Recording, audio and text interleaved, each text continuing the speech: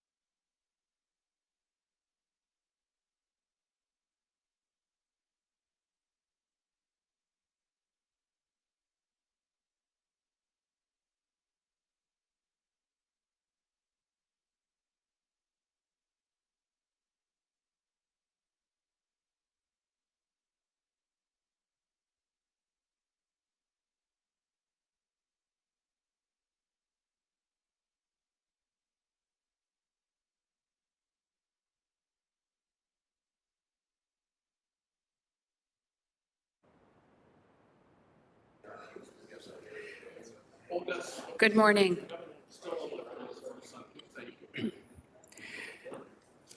Good morning. Welcome to the General Issues Committee Budget Meeting of January the 30th, 2025. I'm calling the meeting to order, please. We have quorum. Joining me in council chambers, Councillor Tom Jackson with a bill box, Councillor Craig Kazar, Councillor Matt Francis, Mayor Andrea Horvath, Councillor Tammy Wang, and Councillor Brad Clark. Joining me online, Councillor Alex Wilson, Councillor John Paul Danko, Councillor Jeff Beattie, and Councillor Cameron Crutch. Elsie McRae, are there any changes to today's agenda? Madam Chair, there are not, but note that the presentations are both revised and there are 2 added items of information. Okay, Councillor Wang and Councillor Clark are moving the agenda as presented. There's no comments or questions on it. A show of hands, please, to accept the agenda as presented. Thank you. That carries. Any declarations of interest this morning? Seeing none. Okay, we are on to our presentations. 7.1, Corporate Services Department. Mr. Mike Zagaric, General Manager of Finance and Corporate Services, will provide a presentation on item 7.1. This gentleman is not busy at all this month. We welcome him again to the stage.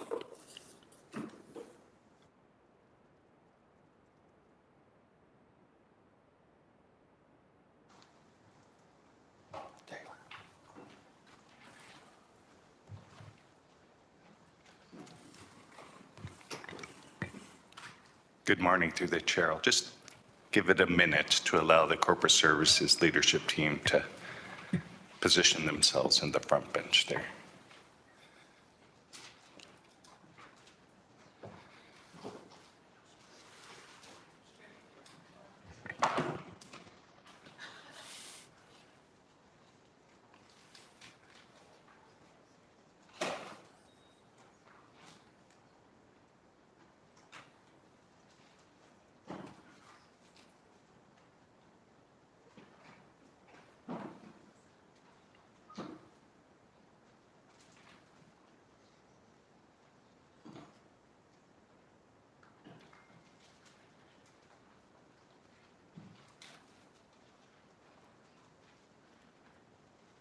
Great.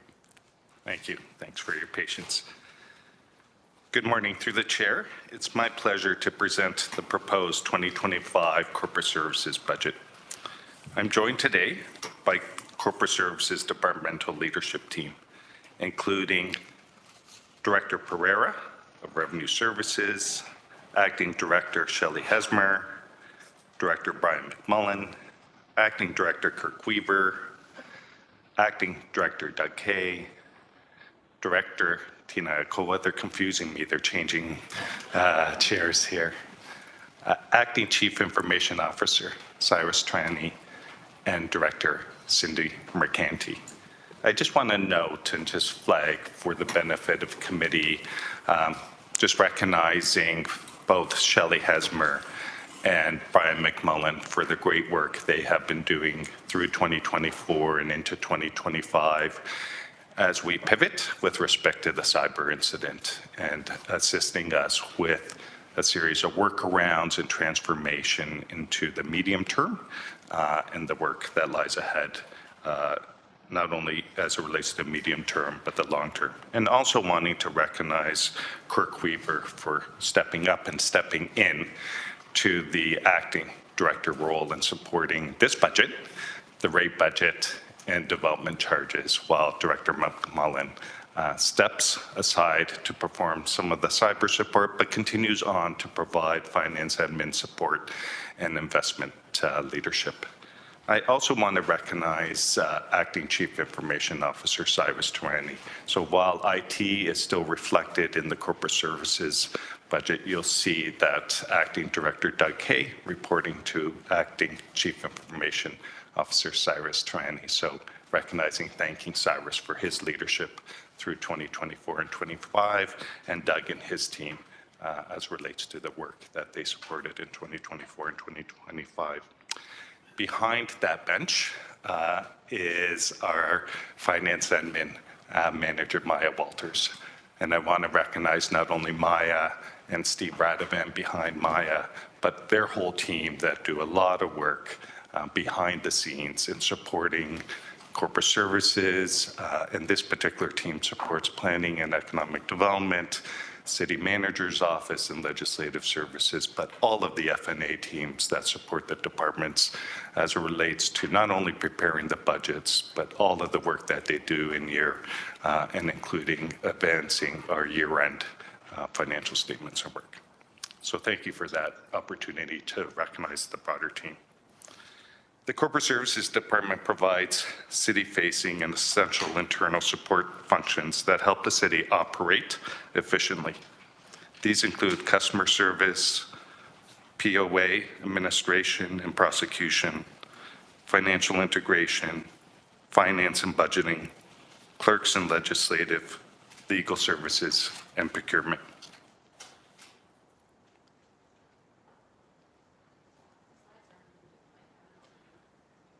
There we go. Thank you.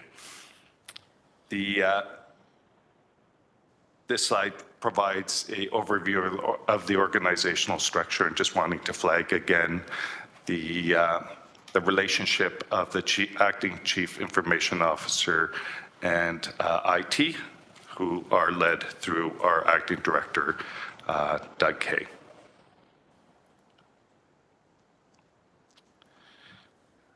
Through our team of approximately 584 members, we provide a variety of services. In 2024, the delivery of many of these services were impacted by the cyber incident.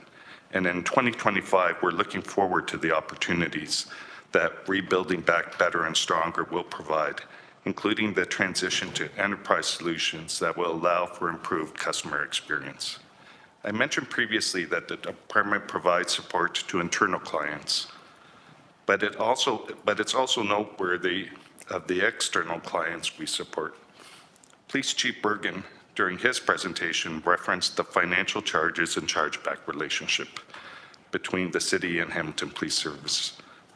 This relates to financial services and other services like legal and risk management the department provides to the police service.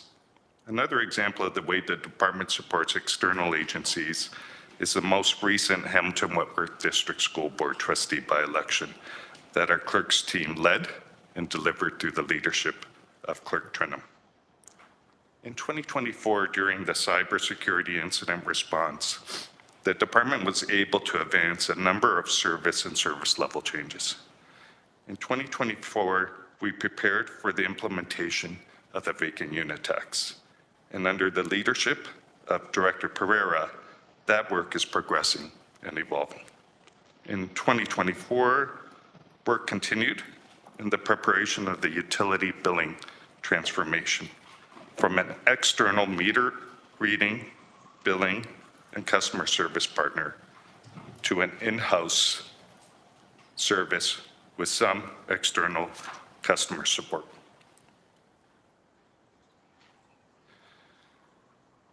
In 2024,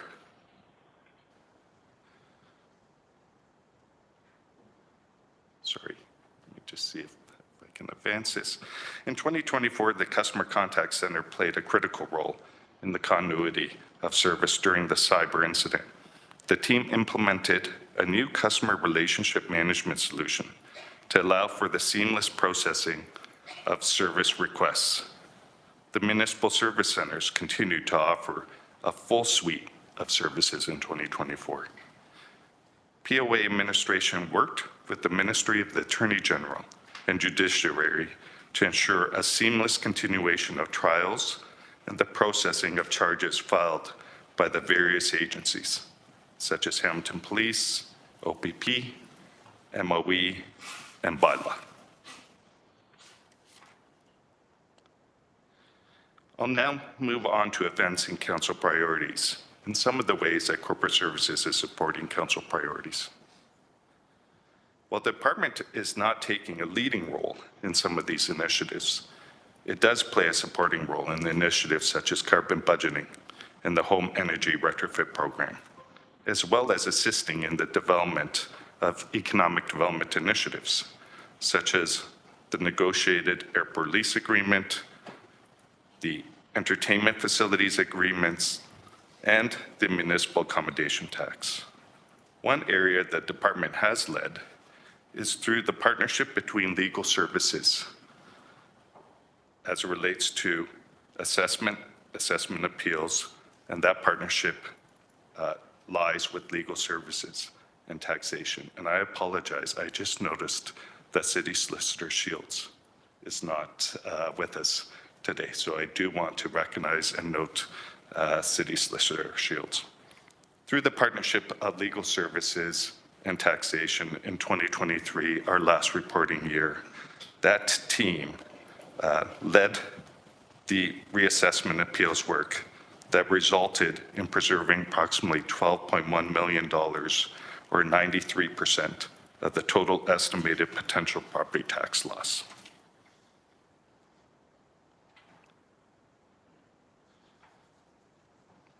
A number of corporate services divisions have supported a series of housing and homelessness initiatives, including the Housing Sustainability Investment Roadmap, the Shelter Strategy, and in the case of legal services, under the leadership of Solicitor Shields, the Renoviction Strategy, encampments, and most recently, the development of the municipal partnership agreements involving 11 affordable housing and supportive housing projects. And I know that maybe a week and a half ago, I know I had a wrist cramp signing those agreements. I don't know if Madam Mayor had a wrist cramp signing those agreements as well. In 2024, the department led in collaboration with other departments a development charge background study and the development of a new DC bylaw.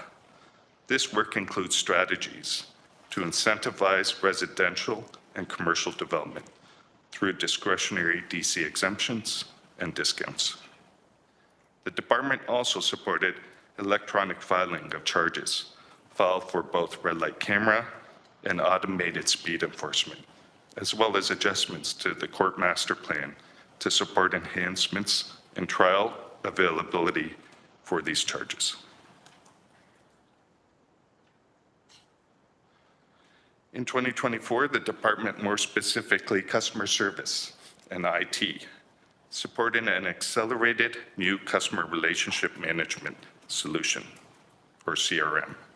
The new CRM is designed to streamline operations and provide a more responsive and efficient service experience for our residents, businesses, and community stakeholders.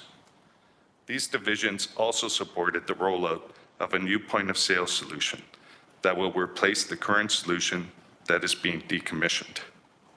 In 2024, the Call Queue Enhancement Initiative was implemented. This advises the caller of their place in queue, as well as the anticipated wait time. 311 phone number field testing was completed and is ready for consideration in the customer service experience strategy.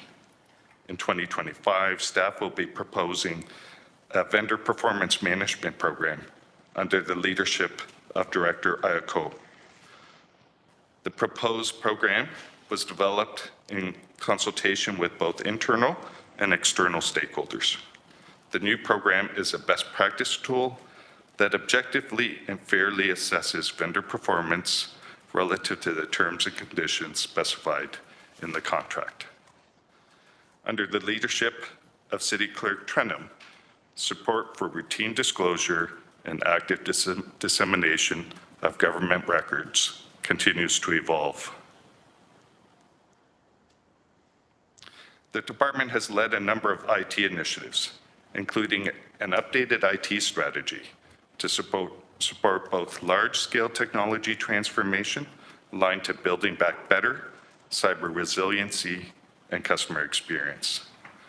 We heard yesterday through GM Burton's presentation of the collective effort as it relates to 911, next generation 911. We're tracking towards implementation starting in early Q1.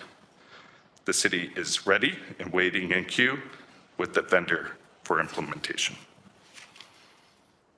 Finally, the department has led a number of initiatives referenced on this slide that supports building a high-performing service. The next few slides speak to a number of initiatives the department is leading or supporting in advancing inclusion, diversity, equity, and accessibility. This slide lists a number of initiatives the department led or supported that advances IDEA. In 2025, the department will continue to advance IDEA through a series of initiatives, including launching a social procurement pilot program, utilizing the CRM solution to support self-service functionality, and supporting the development of the enterprise customer service experience strategy. The department has a series of infrastructure investment requests for 2025. In 2024, a number of the council-approved 2024 infrastructure investments were accelerated, in part due to the cyber security incident, and these will continue to evolve in 2025 as a result of that incident. 2025 investments include a refresh of the city IT technology infrastructure and the delivery of the cyber resiliency and cyber impact roadmaps.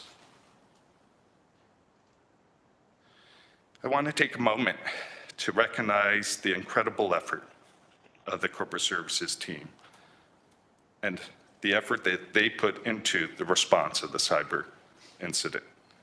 Every challenge that we tackled, every goal we set out to achieve, and every improvement we were able to make, and that we continue to make, is a direct result of the collective ownership and dedication of all the corporate services staff. This slide references only some of the service continuity successes the department was able to deliver in 2024. In 2025, we will continue to lead or support, and the department will continue with respect to lead and support the development and implementation of the customer service experience strategy, execution of the multi-year cyber resiliency program, and advancing the financial and human resources business capabilities. With respect to the proposed 2025 operating budget, you'll see that staff are proposing a 2025 operating budget of approximately $51.7 million, representing a change of approximately $3 million or 6.2%. Important to note that 94% of the increase 2025 to 2024 are employee-related costs. And these are principally collective agreement costs, as well as some annualizations, as well as merit increases and the results of job evaluations. I'll just touch upon some of the other divisions that are experiencing some unique pressures. In addition to the employee-related pressures, there are other factors. One that is reflected more so across all of the divisions is the additional costs as it relates to security.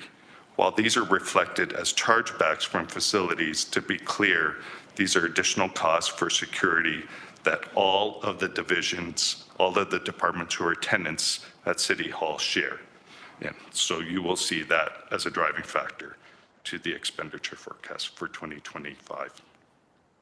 Other factors include postage, the increase in the cost of postage, and that represents a pressure to taxation as it relates to tax billings, and then some minor adjustments in revenues. So as it relates to clerks division, those minor adjustments in revenues, that's a driving factor to the 9.3% increase, or $400,000. About a quarter of that is adjusting our marriage license revenues to reflect actuals.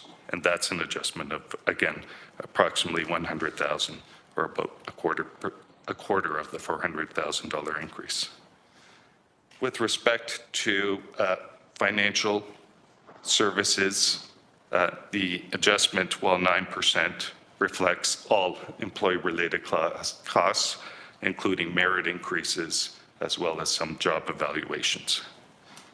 With respect to procurement, the increase of approximately $385,000, or 18%, is driven by the annualization of the additional staff that Council approved as it relates to procurement. I do want to thank and recognize the support from Council. Council approved a total of 14 FTE in 2023, 2024, 6 in 23, 8 in 24, and the annualization of those 8 FTEs represent a pressure of approximately $450,000 in 2025. Offsetting that is some additional revenues and efficiencies to arrive at the $385,000 increase. With respect to revenue services, again, I mentioned postage is one of the pressures. Revenue services includes taxation, and that's one of the driving factors to the increase in revenue services.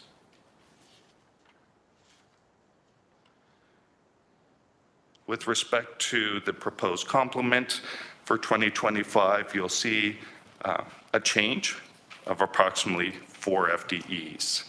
The 2 in legal services were 2 FTEs previously approved as it relates to renovictions, as well as to the Housing Accelerator Fund.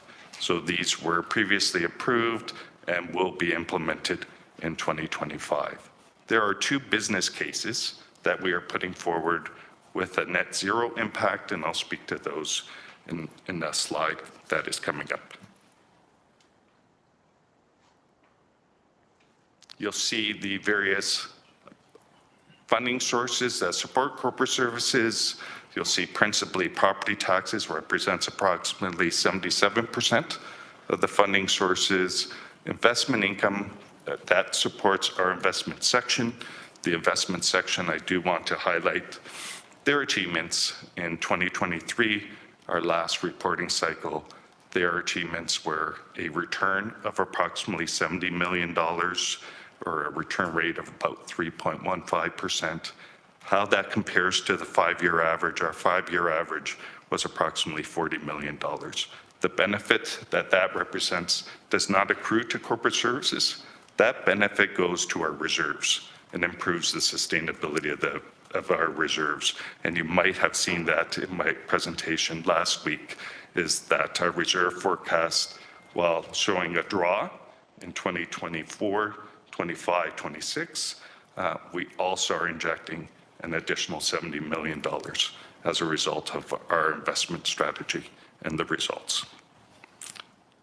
Vacant unit tax, this is a program that is funded from the projected proceeds from the vacant unit tax. There's a series of user fees that represent approximately $3.7 million. And then our provincial offenses staff are supported through the proceeds, and that represents approximately $8.2 million in revenue. As I mentioned, the department's 2025 budget is principally driven by employee-related costs, both collective agreements as well as some annualizations and benefits as well. The security costs represent a pressure of approximately $400,000. The election reserve contribution, we contribute to our reserve such that at the end of 4 years, we have sufficient funds in reserve to support the delivery of the municipal election.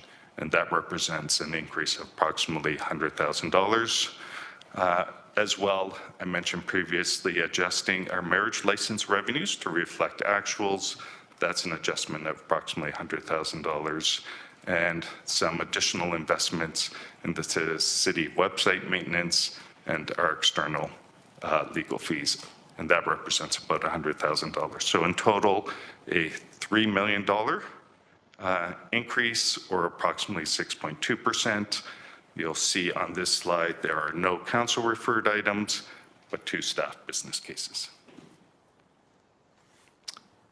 The 2 staff business cases that are before you for adoption is one in our financial services section. The city, and sorry, that's the latter, the bottom one on this slide.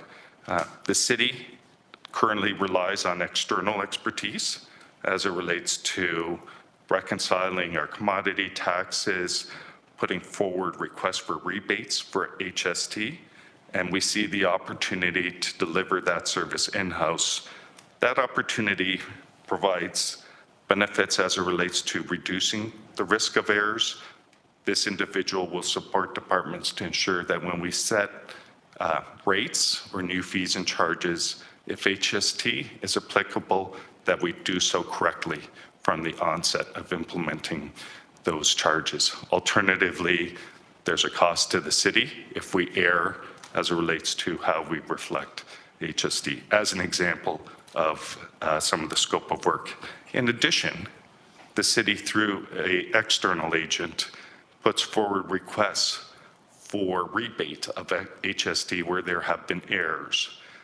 The opportunity is that that agent accrues a percentage of that benefit, for instance, 10% to 15% of the benefit, rather than sharing that percentage benefit with the external agent is bringing that service in-house. So we see a number of opportunities, efficiencies, is having that skill set in-house, reducing in part errors, working with the departments, developing some policies as it relates to HST and commodity taxes, and reducing our reliance on an external agent or consultant. That is why it's reflected as a net zero, is we would reduce our contractual obligations. And recognizing that may take 2 years, but we're showing it right now as a net zero impact. The other position is as it relates to support in finance administration.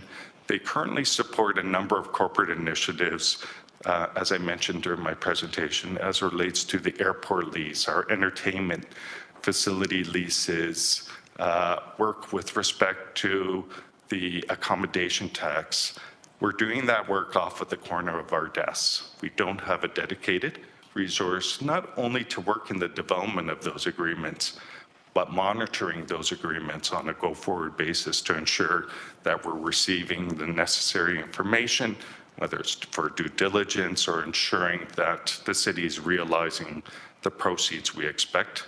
And for that reason, we're putting forward an additional staff member to be funded through our leases, including our airport lease.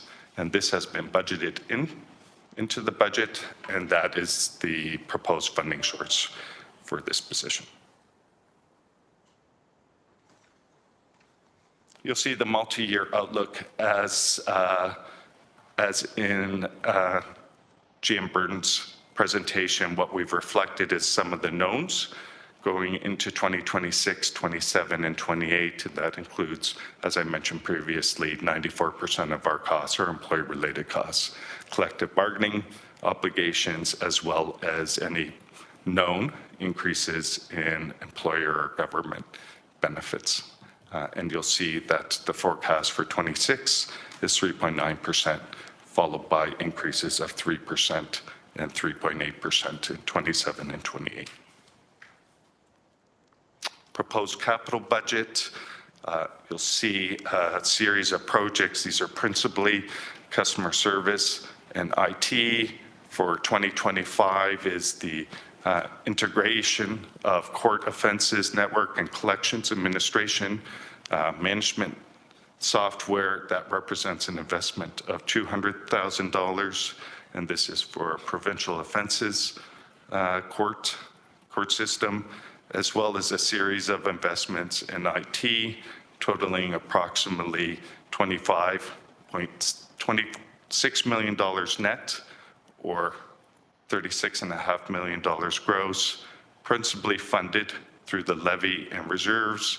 This includes the cybersecurity recovery, Build Back Stronger strategy, the cybersecurity resilience strategy, our next generation 911, which we spoke to earlier, the IT infrastructure asset management program, the telephony infrastructure upgrade, which was part of the success of our IT division in 2024 in response to the cyber incident, and then a number of smaller projects that total approximately $700,000.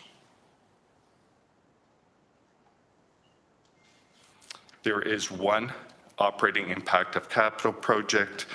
This relates to enterprise data management strategy. It represents a operating impact of approximately $600,000.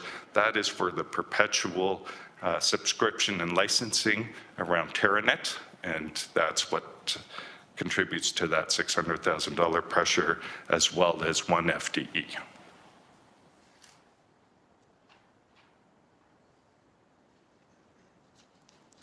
So with respect to corporate services, as it relates to our current position, corporate services represents approximately 0.2% of our current position of 5.7%.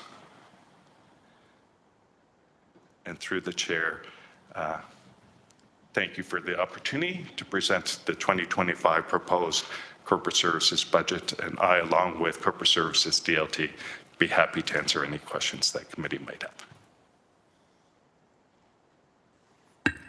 Thank you. GM Zagaric, would you like to retire to the bench, or would you prefer to stay? It's up to you. Through the chair, recognizing I displaced someone from their chair, I'll just stay here. Thank you. Thank you. Councillor Wang. Thank you. Just a couple of questions. One is on slide 21, when we talk about the staff business cases, the senior financial analyst commodity taxes, you made mention about it being, this person being utilized across the corporation. And so I'm particularly interested in the expertise of this person. Will we be able to use them in some of our municipal service corporations like HRPI, for example, as we do generate revenues and leverage commodities in that sort of business case? Through the chair, I'm going to refer this to Director Hesmer, who's familiar with Hamilton Renewable Energy, as well as some of our outside corporations, as well as the rolling function. Good morning, Shelley Hesmer, Acting Director for Financial Services, through the chair. So in response to that question, for HRP, there is a separate bookkeeper that does the books, so they would be responsible for the commodity tax portion. There could be some collaborative effort with this individual of this new position to have conversations if they need to ask some questions that could be available. Also in response to that, any of the other related entities like Hamilton's Farmers Market, yes, this position would be able to assist. Excellent. Thank you. My second question, through you, Chair, is around revenue generation. When I see the presentation around on slide 7, where one of the points was talking about red light cameras, as well, when I see the pie chart on slide 19, where does revenue generation kind of fit into the portfolio here? So through the chair, there is some revenue generation functions with respect to corporate services. I know that legal services is taking an active role in terms of automated speed enforcement and AMPS, and recognizing the opportunity for some efficiencies as it relates to collecting those, not only collecting those charges and the proceeds, but a more efficient way for citizens to participate as it relates to some of those charges. So as it relates to revenues, somewhat prescriptive in terms of, you know, through Director Pereira, is we've grouped taxation along with utility services, along with vacant unit tax, realizing that those functions all share as it relates to delivering services that have associated revenues. But short answer is recognizing the tools that we have. This department principally focuses on the tools that we have, whether it's development charges, property taxation. Going forward, it'll be water and wastewater proceeds. More broadly, there is a revenue generation group that resides in the city manager's office that looks at alternative sources of revenue outside of some of those traditional sources of revenue. Okay, thank you. As follow on then through you, Chair, is I had a town hall on Monday and I had some very engaged citizens that came and they had very pointed questions for me. One of which, and I thank Director Pereira for coming with his team, but they specifically asked, why don't we have more red light cameras? Because that seems to be a revenue generator and it also helps curb driver behavior. And so I think through you, what is the opportunity for, say, more POA or more automated speed enforcement? Is that an opportunity for additional revenue generation to help offset the tax levy? Through you, Chair. So through the chair, I'll start. Maybe I'll turn to Director Mercanti as both customer service and POA administration, along with legal services. Unfortunately, Solicitor Shields isn't able to join us today. I'll start and then I'll invite Director Mercanti. I think it's important just to note that there's always capacity issues with respect to charges and the collection of proceeds and the judicial process as it relates to these charges. And so important to note that because I can understand the perception that, you know, the more of the utilization of the technology may change behaviors and contribute revenue, but there will be a tipping point there with respect to whether or not the city will be able to, administratively support, but then there's a whole judicial role there that the city doesn't have authority over as well. And now I'm going to step aside and let Director Mercanti, who's far more familiar on this file, speak to it. Thank you, Mike. Cindy Mercanti, Director of Customer Service, POA and Financial Integration. Councillor, thank you for the question. The POA administration and transportation work collaboratively every year to discuss not only what are the charges filed coming in for both red light camera and automatic speed enforcement, how that relates to the master plan and how can we ensure that these charges get processed through the courts currently, as well as what is the capacity to enhance the number of red light cameras. So please know that those discussions happen with our colleagues in transportation. We meet every year, but usually it's on a quarterly basis where we do a full review of what's happening. But also through the opportunity of administrative penalties. So what that will do, once that program is up and running, it will allow red light camera and automatic speed enforcement to be pulled from the courts and go to administrative penalties. So that will allow for some enhanced capacity. But I do want to preface it by saying, kudos to the POA prosecution as well as the admin team and our judiciary. We have been able to clear almost all of the backlog in that capacity. So I have to say, very grateful for everybody working in a very collaborative manner to make sure that those charges are processed through our courts. Chair, may I ask one last question then? Through you to Director Mercanti, what is the trend analysis for those POAs? Are we seeing a rise and increase in revenue generation via that vehicle? So through the chair, once again, thank you for the question. We do trend what are fines that are coming through POA. So I will say for red light camera between 2023 and 2024, there was approximately a 20% reduction in charges filed for red light camera. And when we look at 2023 to 2024 for automatic speed enforcement, there's about a 10% reduction in charges filed. It's important to note that these are charges filed. It doesn't talk about the dollar amounts because the dollar amounts can vary. So we have to separate charges filed to the revenue that each of those charges have. So I hope that provides some clarity. But historically, although there's been some variability, we're kind of in line. There's nothing that's really standing high or standing low when it comes to the trend for red light camera and automatic speed enforcement charges. Thank you. Those are all my questions. Thank you. Councillor Clark. Good morning, Chair Wilson.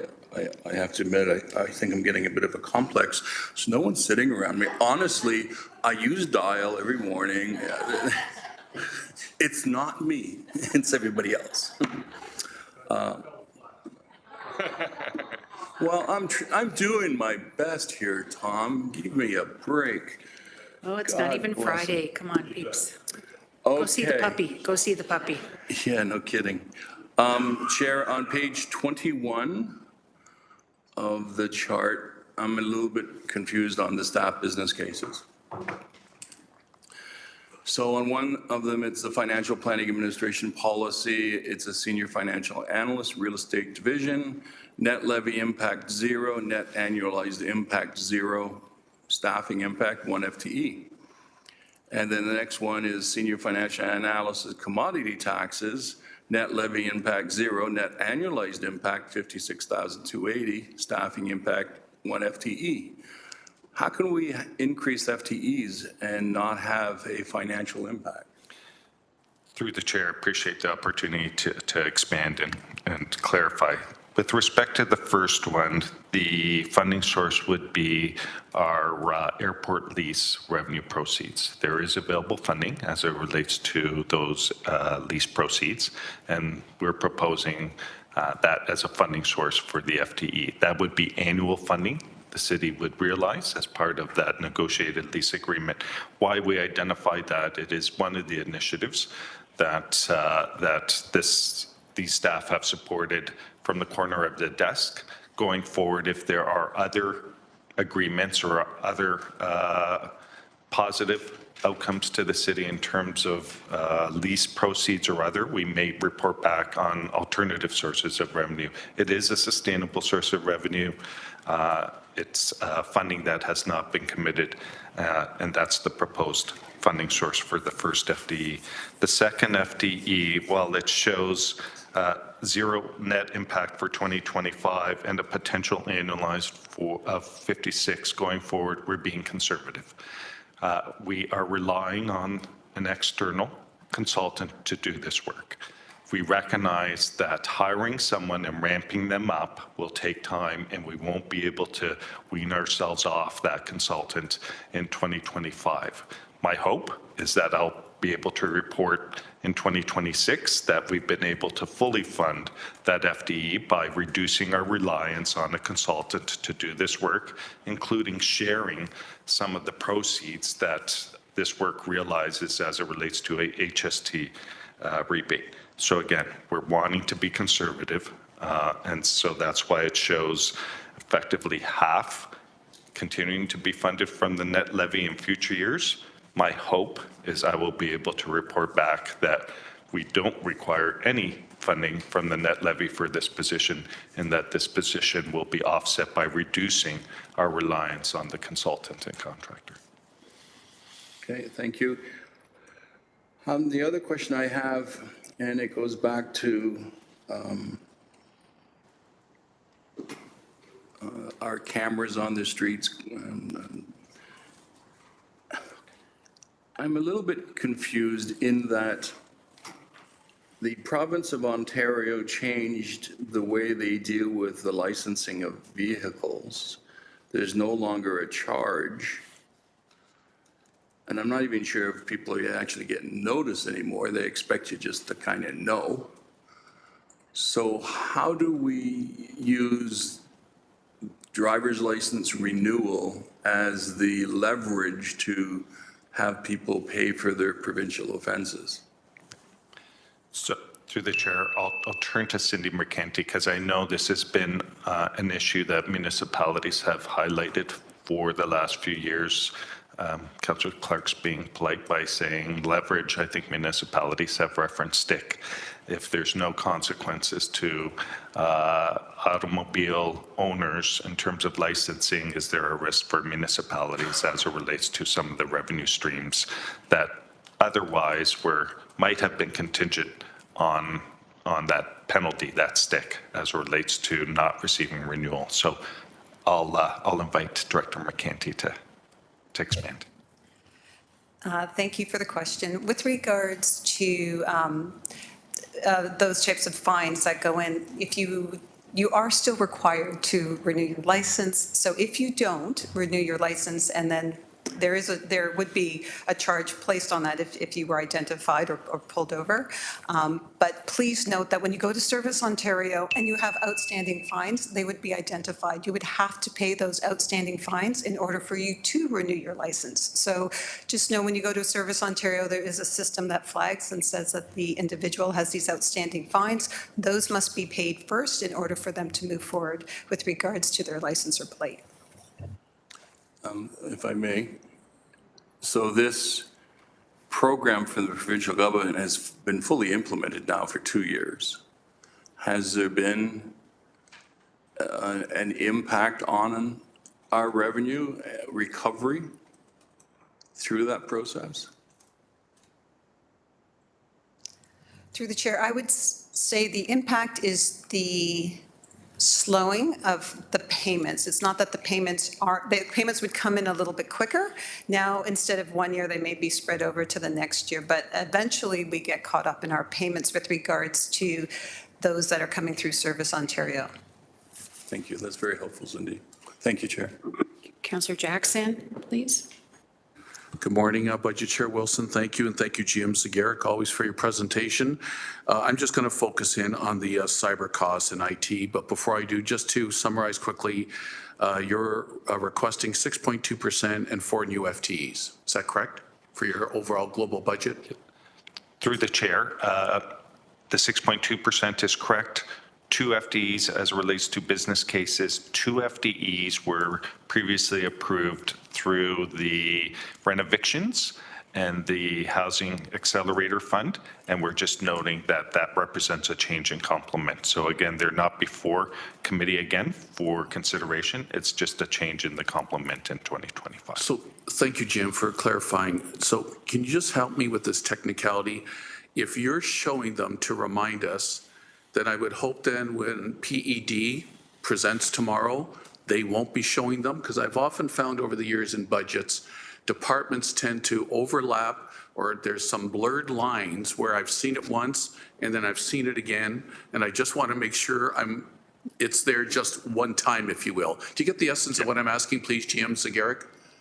Through the chair, I can say with confidence that you will not see these 2 positions in another department or division, because these are legal services positions. Okay. A solicitor as it relates to Housing Accelerator Fund, and another legal position as it relates to renovictions. So again, these are specific to legal services. Thank you, Jim. And through you, Budget Chair Maureen Wilson, I want to focus in on your slide 24, the 36.5 million gross, 25.9 million net. Now, just a quick preamble. Last summer, after a few months under the cyber attack by the global criminals, my community understood. They basically, it was awful that we were vulnerable and got attacked and being held hostage. And we put that away, and our team did, including yourself, City Manager Clucky, did a great job. Director Cyrus Tarani did a great job. So we're just focused on building back up our firewalls, et cetera. So now, though, 6 months later, not only am I getting from my community, I'm sorry for this long preamble, Budget Chair Wilson, but I'm getting to a specific question.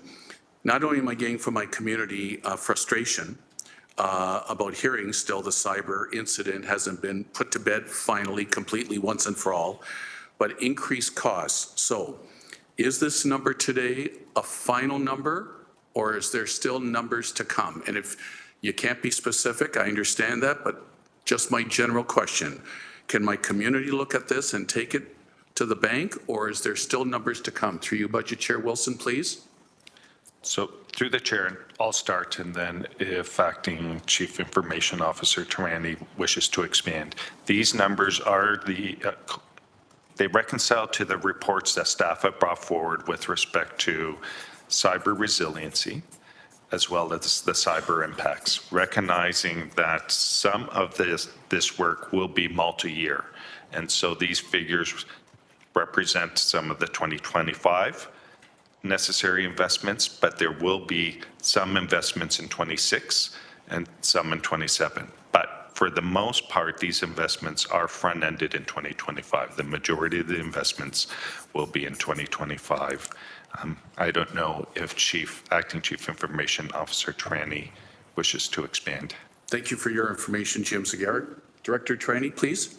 Thank you. Through you, Madam Chair, to the councillor. I'd also like to point out that some of these costs include an accelerated implementation of our technology roadmap and are not 100% related to the cyber incidents itself. So as we look at how we advance our technology, both through replacement of some of the systems, we had mentioned our advancement of our ERP program that would already had our back-end finance solution, our HR solutions.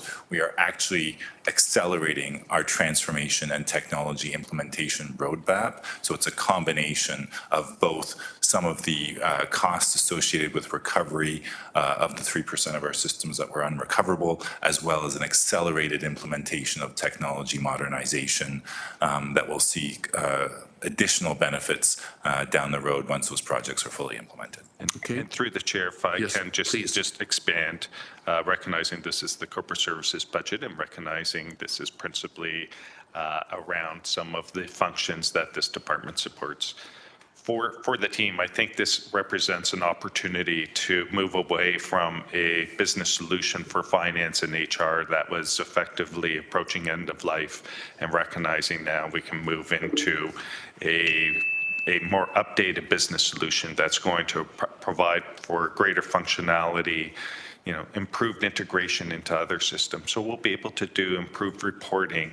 We're looking at some efficiencies in terms of how we do, whether it's procurement, whether, again, with respect to financial reporting, improved information, KPIs. It really provides us an opportunity to move away from our legacy and look forward to the future.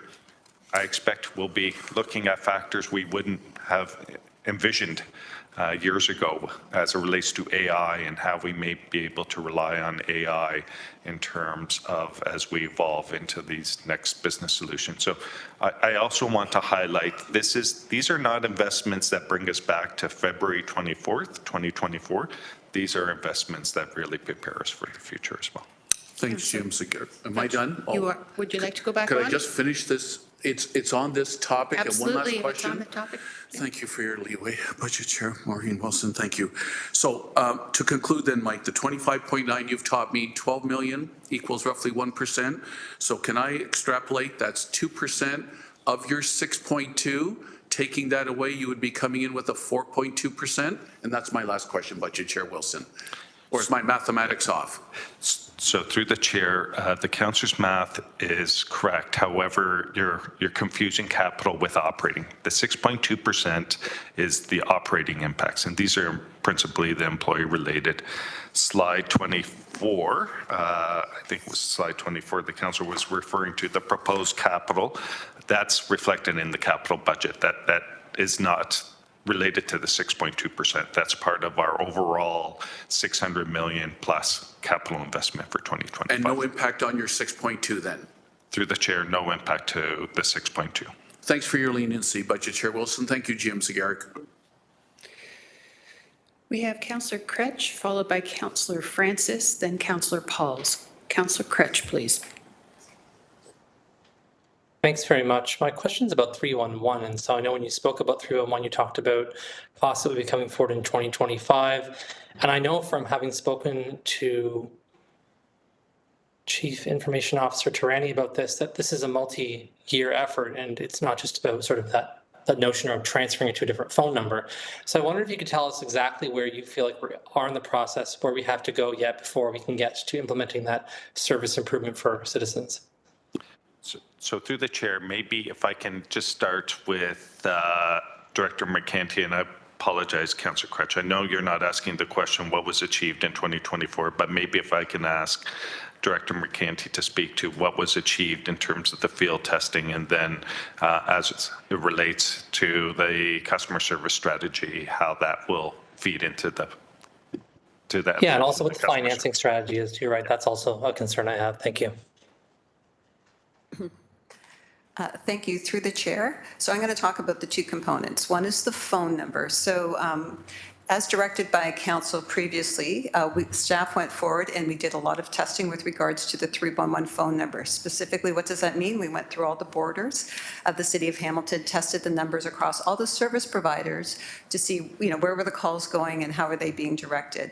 So the great news is that that testing and that work was completed in 2024, thanks to the great work of not only the team within our division, but also with IT. So we have a clear line of sight on what it would take to turn on the number component of that.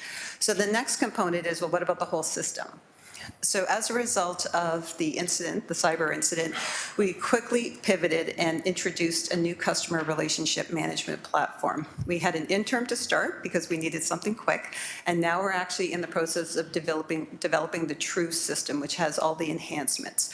Our first step, Councillor, is to build the system internally, test it, make sure it works well, and then to start rolling it out to more citizen and resident facing. Currently, where we are in the process is the customer relationship management system is up. A number of our divisions across the city are utilizing it. Some of your offices are seeing it when you get emails from us with a service request number. So you're getting line of sight on what's starting to come down. And we're starting to train staff on the utilization of that system, as well as starting to understand what the reporting mechanisms look like. By the end of 2025, early 2026, a lot of the great features that the customer relationship management program has will start to pivot. Instead of internal facing, it'll be more external facing. So our residents are going to start to see their ability to look up service requests and place service requests. But it really is, we're doing this thing in sprints. So we're doing a piece of work, making sure it works well, and then we go to the next sprint, do another piece of work, make sure it works well. So the great news is we've been hitting all of our targets, and it looks like we will be ready to do more resident facing with regards to interacting with the city end of 2025, early 2026. With respect to the holistic strategy, which is the customer service and experience strategy, I'll pass that over to Cyrus if he wants to provide a bit of an update from the city manager's office. Thank you. So we have a cross-functional team currently through you, Madam Chair, to Councillor Crutch. We have a cross-functional team that's working on developing and going out to market for an enhanced customer service experience strategy, which we will then also use to inform the best implementation approach as it relates to 311. And I think if I had to boil it down simply is we don't want to move too quickly with 311 because it creates a fragmented experience for our citizens that will cause more confusion than ensuring we have the proper fulsome development of the back-end implementation solution via the CRM, so that when we flip that switch over, the customer experience meets the expectation of council and our citizens. Councillor, you're at time, but if you'd like to finish off this subject matter, please do so. That's my only question for now. I just really want to understand what the financing strategies are related to these things. So I know that we require a continued investment from the city of Hamilton over the life of implementing a 311 system comprehensively. And so what does the financing strategy look like with respect specifically to making that happen? How many years out is it, that kind of thing? And what are we looking at in terms of overall costs?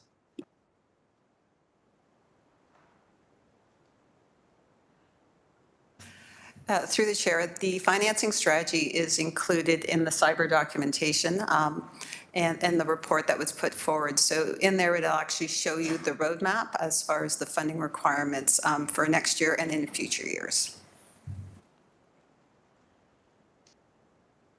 Great, so we're housing this in the cyber security response is where we're now seeing this because of the shift that happened last year? Because before then it wasn't there, obviously, so I'm just trying to follow the bouncing ball.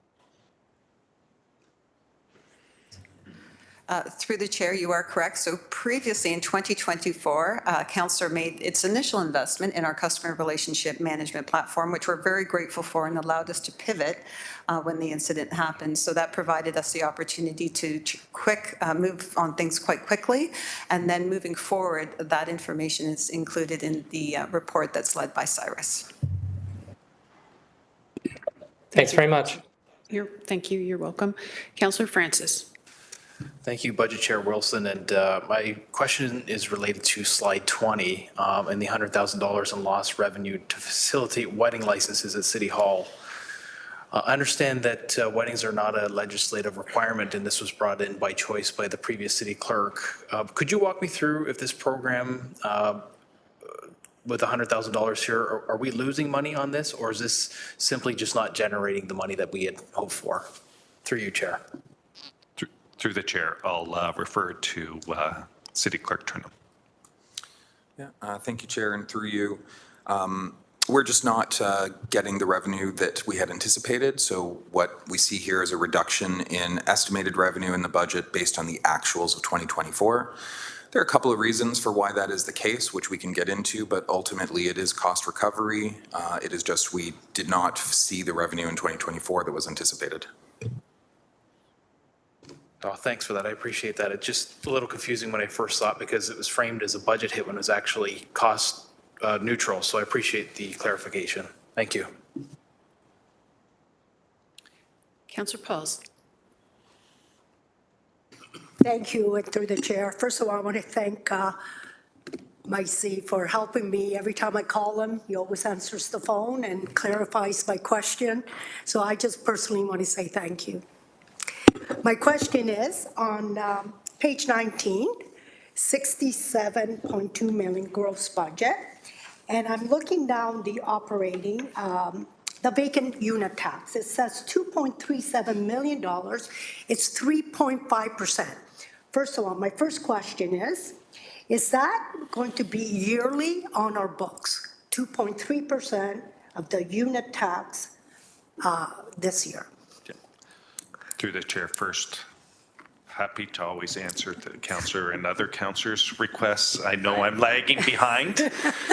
I'll apologize. I'm lagging behind many requests. I'm your favorite. Just note that. It will be. So as it relates to the vacant unit tax administration, that will be a recurring annual expense that will be offset through the proceeds from the vacant unit tax, understanding this is a new program. And so we've modeled it after municipalities that have implemented a vacant unit tax, including Toronto and Ottawa. And so we, as we've already committed to, we will report annually in terms of what our experience is as it relates to vacant unit tax.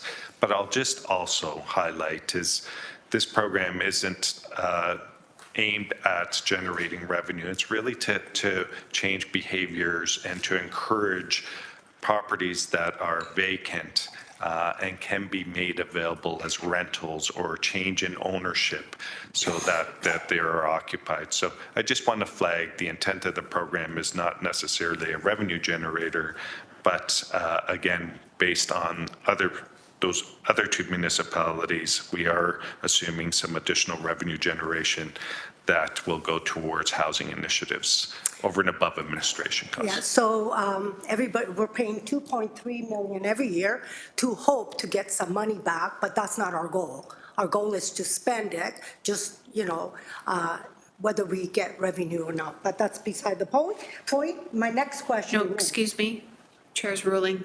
That's not what Mr. Zagarek said. Well, he Mr. said the Zagarek said intent the is intent is not to generate revenues, but to free up accommodation. I think in respect of our senior staff, we don't want to put words in their mouth. Councillor, you can have your own opinion about it, and you're entitled to that and your position.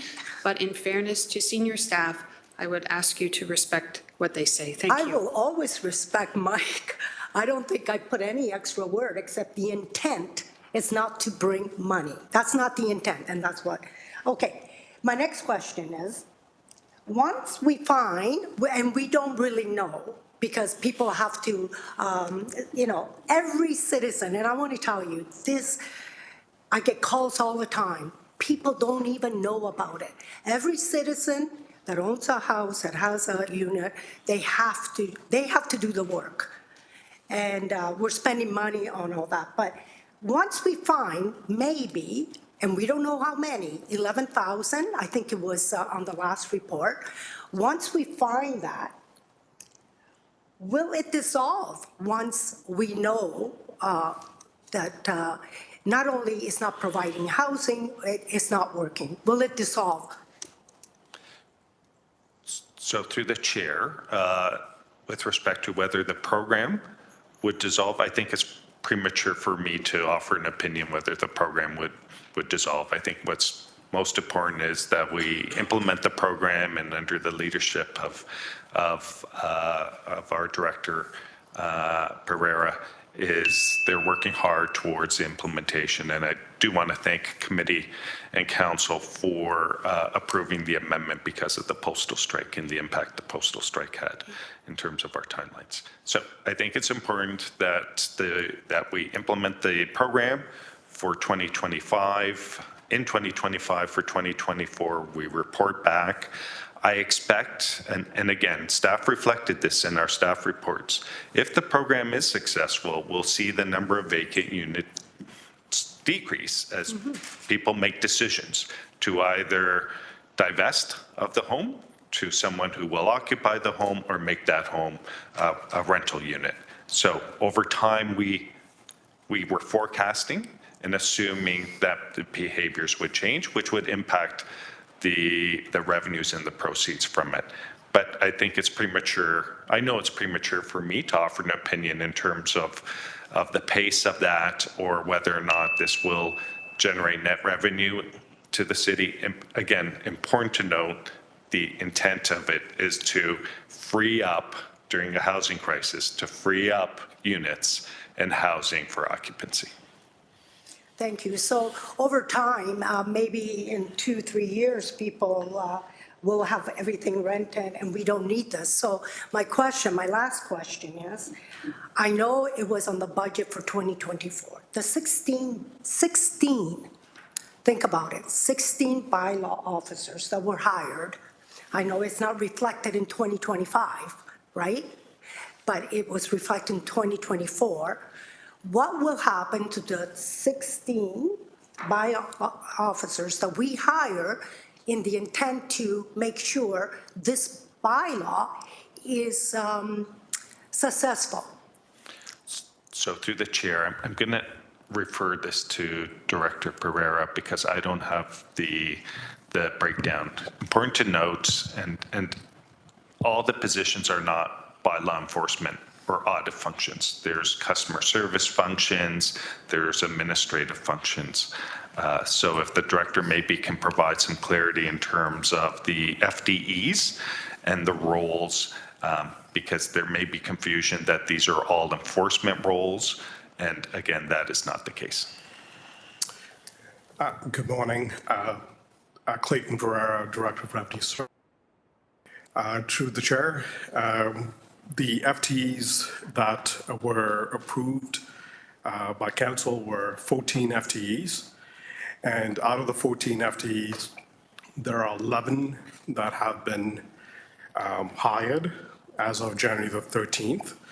Those 11 are broken up into 6 FTEs as analysts, essentially to take the volume of calls that will be coming as of the launch date of February the 10th. We also do have leadership staff to guide and have dispute resolution in place by means of a supervisor and a manager. And we still have 3 vacant FTEs for down the road, specifically 2 of them for audit purposes that will commence on July the 2nd after the declaration is completed. And 1 as a senior policy advisor. So that's basically the breakdown of the FTEs as it stands right now. Councillor, you're well beyond your time. I'm just trying to be free. I'm just going to be, If you'd like to go on for a second time, 30 please. seconds, I'm over. If you'd like to go on for your second time, you're already well over. 30 seconds? Councillor That's Mayor Horvath. unbelievable.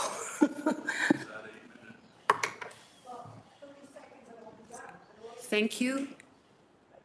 2 things, thanks, Chair. The first is I didn't realize that we would be getting into this particular specific discussion, so I have to declare my interest in this matter, I believe.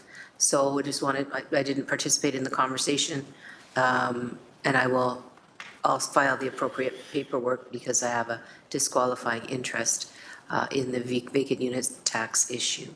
I look to clerks to see what else I might need to do as this report gets to the point of being accepted or whatever. So I don't know, we need to do that now. I'll let you think about it a bit and let me know if you don't mind, please. The other thing, actually, I just wanted to go back to Councillor Francis's question about the marriage license thing.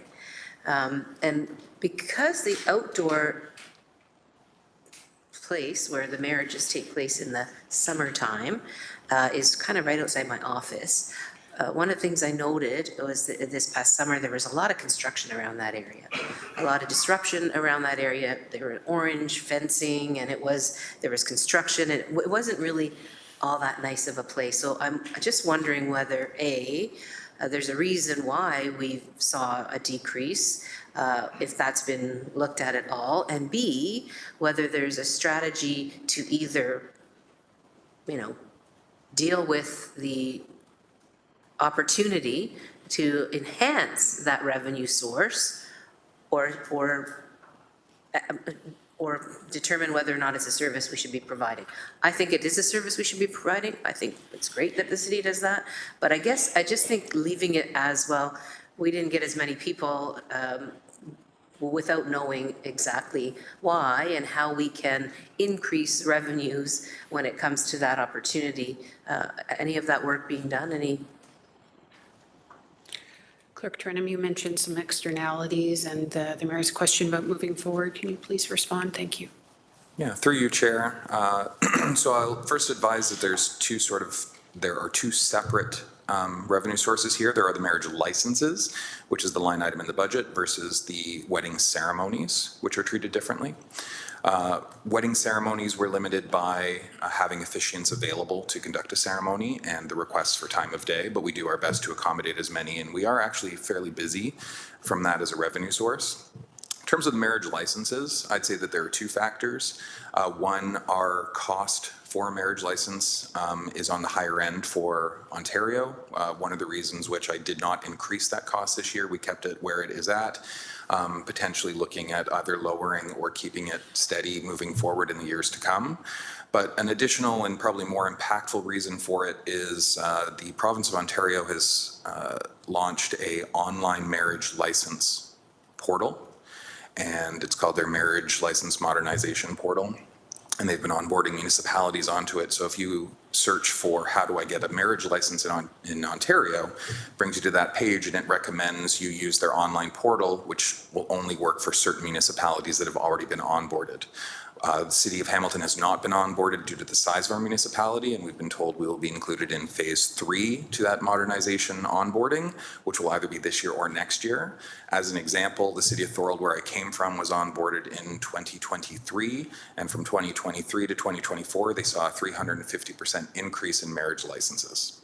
So when we are brought onto that process, more individuals will be directed to it, and I would expect to see that increase. But at present, what we're doing is we've aligned our budget with our actuals of 2024.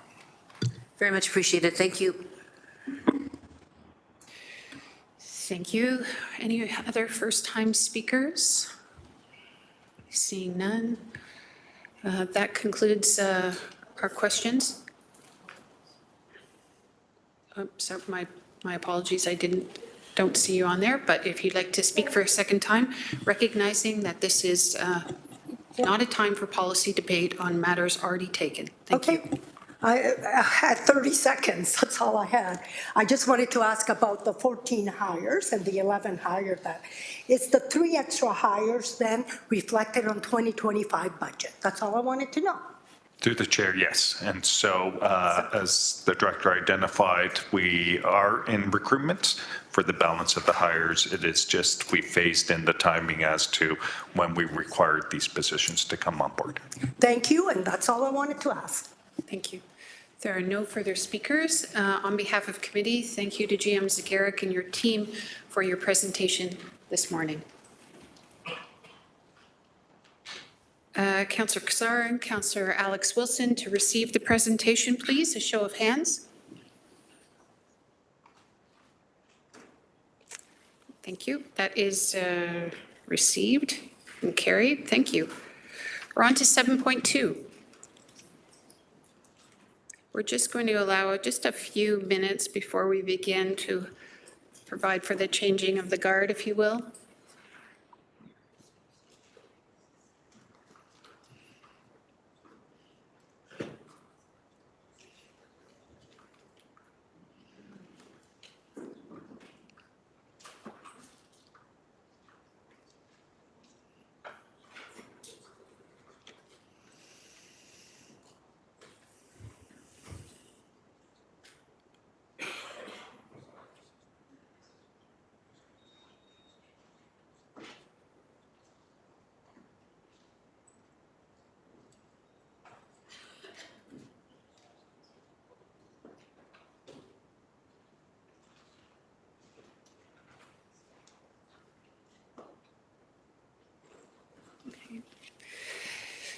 Thank you.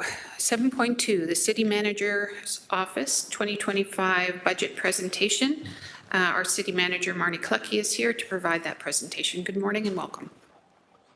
Good morning, and through you, Chair. Thank you for the opportunity to present the City Manager Office budget. I'm City Manager Marnie Clucky. As I begin, I'd like to reinforce a general message from earlier this week, because all of the departmental budgets strive to align with the mayoral directive and reflect our commitment to responsible decision-making and strategic investments that address key challenges while ensuring a resilient and thriving Hamilton for the future. And I have to acknowledge again that it is tough times. There are economic pressures for residents and businesses, particularly related to the rising cost of living. So we want to ensure that we strike a balance between meeting growing service demands and responsibly managing public funds. So staff continue to find and seek opportunities for efficiencies and to maximize resources to keep Hamilton affordable, but also sustainable long-term. And now I'll try to focus on the city manager's budget alone, just the office, so forgive me if I deviate sometimes to think about the broader organization. As I begin to take you through the 2025 budget for the City Manager Office, I always like to start with a little bit of recognition. So I want to thank the directors and the leadership team within CMO for putting this together and their long hours, and I'll make sure that I acknowledge everyone. We have the new Chief of Staff, Daryl Barnhart. We have Acting Director of Government Relations, Chris Phillips, Acting Director of Communications, Jessica Chase, Executive Director of HR, Laura Fontana, and we have, and Cyrus has turned up in a number of presentations, so he's a little omnipresent in our budget, but for the purposes of this, is the Chief Digital Officer, and of course we have our Auditor General, Charles Brown. I also want to thank Finance for their assistance, with a special thanks to our support team under the leadership of Maya Walters, who is our Finance Manager for the CMO, and to thank the Mayor for the clear mayoral directive, the Budget Chair and Vice Chair for their leadership, and all of Council, once again, for making the very difficult decisions related to budget. So jumping in now to the City Manager's budget. I'll begin with an overview of the organizational chart. It includes the Office of the Auditor General, Charles Brown. I've also noted our Chief Executive Officer of City Housing Hamilton, strictly from an administrative perspective, not in the budget, but I didn't want to neglect him. Human Resources under Laura Fontana, as I mentioned earlier, the CDO under Cyrus Terani, and Chief of Staff Daryl Barnhart, who has the Director of Comms and Engagement and the Director of Government Relations and Strategy. The services provided by the city's communications, public engagement, and government relations play a key role in the municipality's operations, including enhancing public awareness through effective communications, driving community participations that allows residents to share priorities, building strong intergovernmental relations, and advocating for Hamilton's needs so that we invest in the community and so that we have positive policy outcomes, and supporting the strategic goals to achieve the long-term community priorities as set by this term of council. The services provided by the city's HR department are also vital to attracting and retaining top talent, building a best-in-class culture and workplace excellence, fostering strong labor relations, and ensuring a future-ready workforce for the city's long-term success. Through internal audits, reviews, and investigations, we are able to enhance accountability and help ensure resources are used effectively, as well as driving continuous improvement to reduce costs and improve our service delivery. From a digital innovation perspective and a strategy perspective, these are important city functions that help drive innovation and improve our efficiency while enhancing services and using data-driven insights to make sure we're tracking how we're doing and optimizing our performance whenever we can. Now, before I take you through the proposed 2025 budget, I'll take just a few minutes to highlight some of the successes we had last year and what we have done to advance Council's priorities. Because when we align our operations and resources with the goals established by the Mayor and Council, we can ensure that we not only address the immediate needs of our community, but also build a strong foundation for long-term success. So we effectively deliver services, enhance quality of life, and drive growth and development in Hamilton. So related to the sustainable economic and ecological development priority, government relations was a focus of 2024 and will continue to be a key area of attention in 2025. The city wants to continue its advocacy and building strong relationships with other levels of government. We are fortunate to have strong representation, as we saw at the Roma Conference, with many of our council members attending, with the mayor's advocacy efforts and other council members at AMO. And of course, we're fortunate because we have Councillor Wang and Councillor Nan, who have been board-elected appointees, and helps to grow our influence. So we hope that our GR team helps to support those efforts so we can advocate effectively. And certainly in today's changing environment, it is absolutely critical, because it's a time of transition, that we continue to advocate for our needs.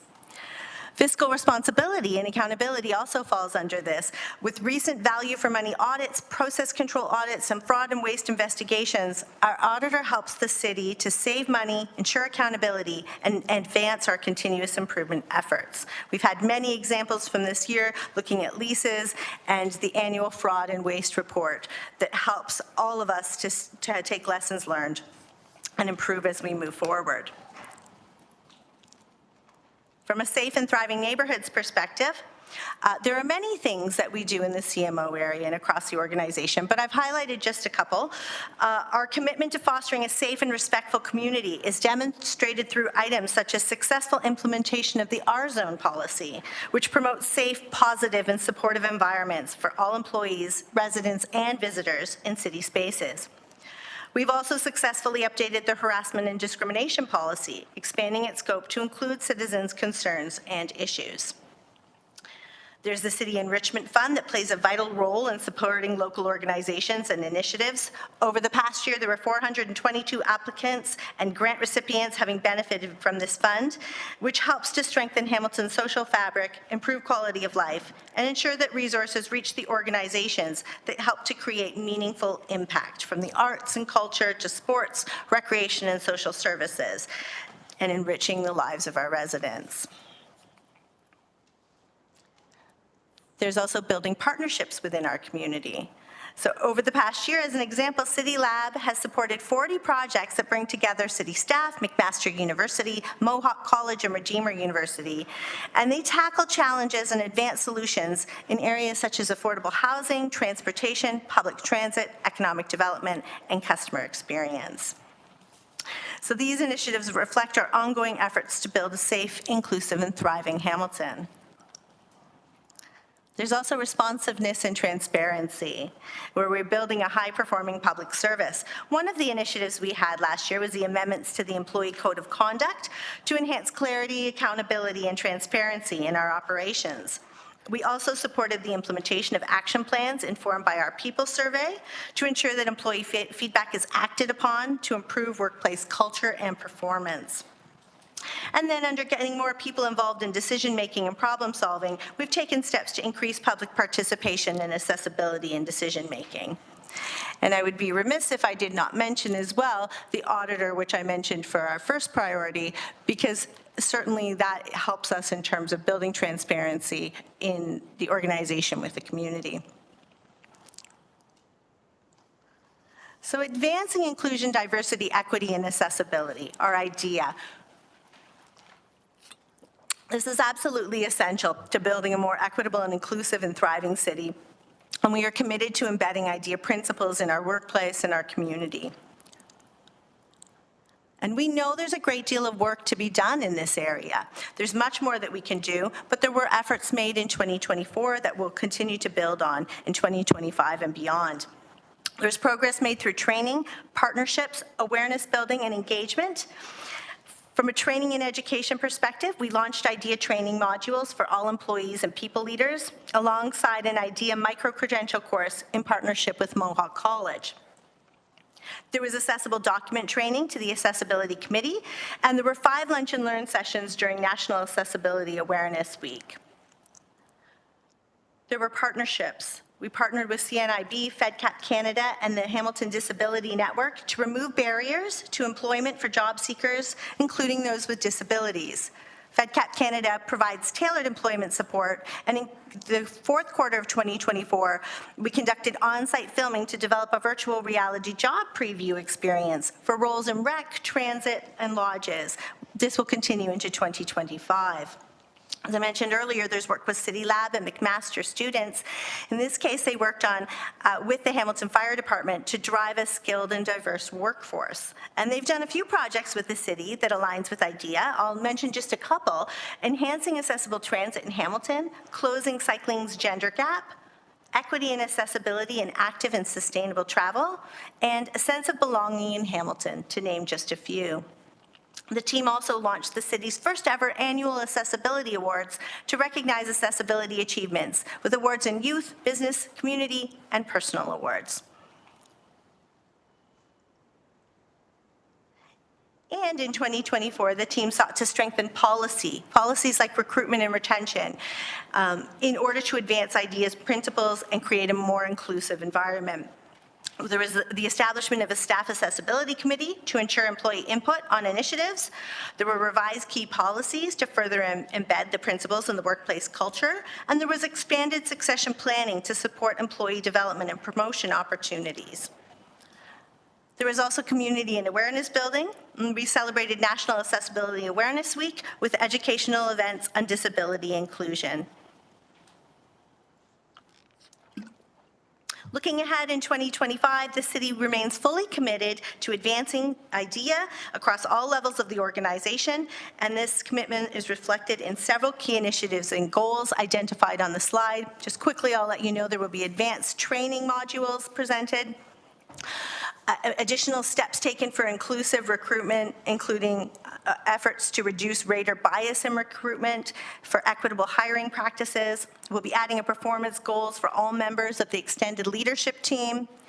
We'll be having an AODA gap analysis and identifying areas for further improvement and completing some implementation of those things to repair some of the areas where we need improvement. And we will have focus on sustained action, because it's really about embedding IDEA principles deeply into our culture, our operations, and our services, so they become a natural part of how we deliver value to the community.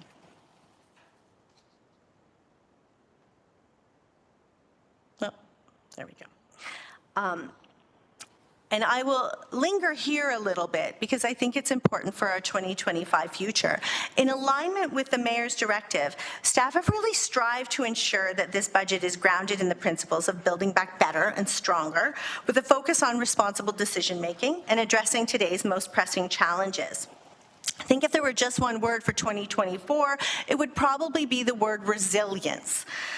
Everyone had to band together.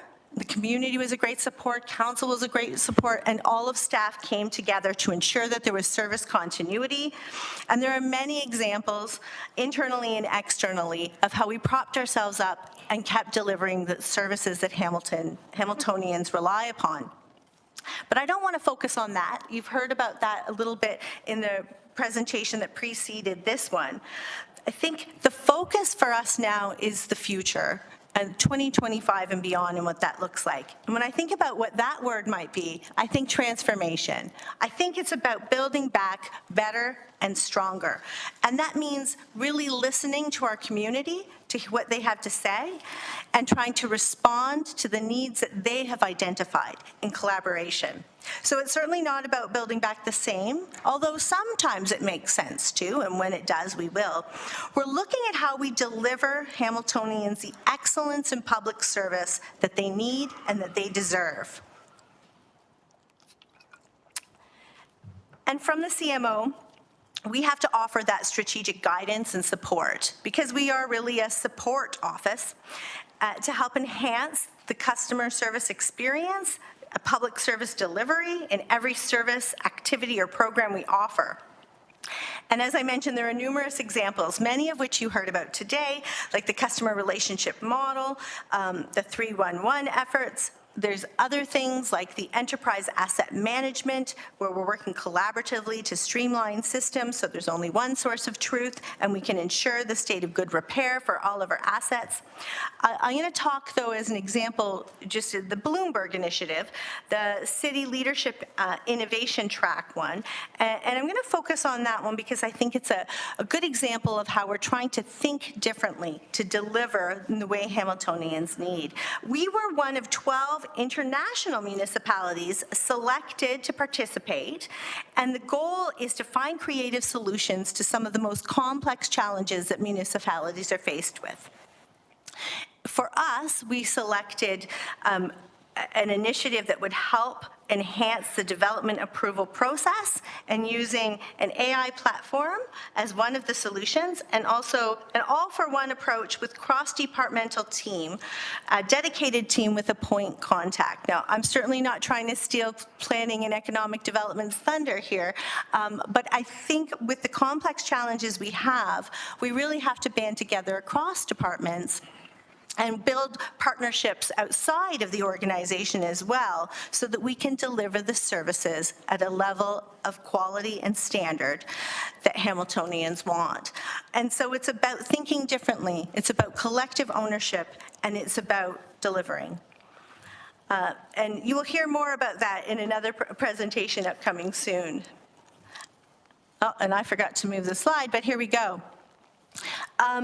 So one of the other things that we need to do in order to deliver on that is look at our resourcing strategy and create a strategy that works, not just for the cyber initiatives, and there's a whole host of projects that have been identified from a portfolio perspective to move it forward, but also how we deliver on some of this innovative thinking to deliver this public service excellence. So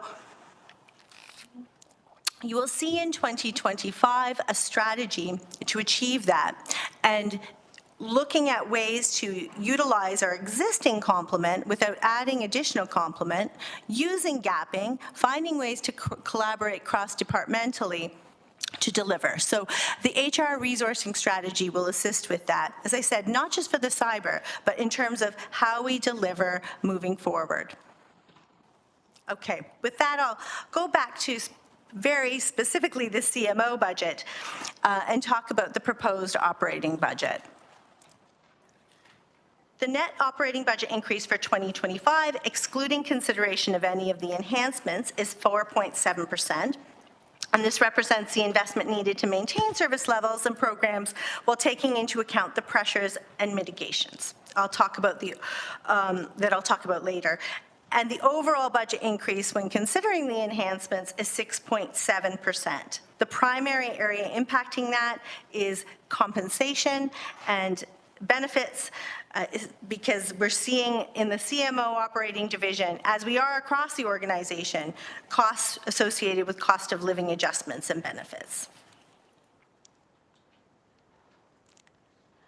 And with respect to staff complement, the recommended enhancement would add 5 within the city manager's office, but this includes 1 FTE that has no levy impact, which I'll detail later, and would be in support of long-term care and residing in HR. 1 FTE for communications that was previously approved in the water budget, but has been included here for complete transparency. And 3 that were council-referred items. As you can see from the pie chart on the screen, the city manager's office budget is primarily funded through property tax levy, but there are some external revenues related to work in corporate sponsorships and partnerships such as City Lab, which bring in additional revenues. The total gross budget is $18.2 million. And looking at the proposed 2025 budget, you can see that roughly 76% of the increase is being driven by employee-related costs, the COLA, like I mentioned earlier, and other staff-related costing. Similar to the other areas and the pressures that Mike noted, this is the primary driver. And then around 30% of the ask is associated with council-referred enhancements. There's also the annualization of enhancements that were approved in the previous budget, which is a 0.08 million impact. For example, the costs of HARC that have been annualized here.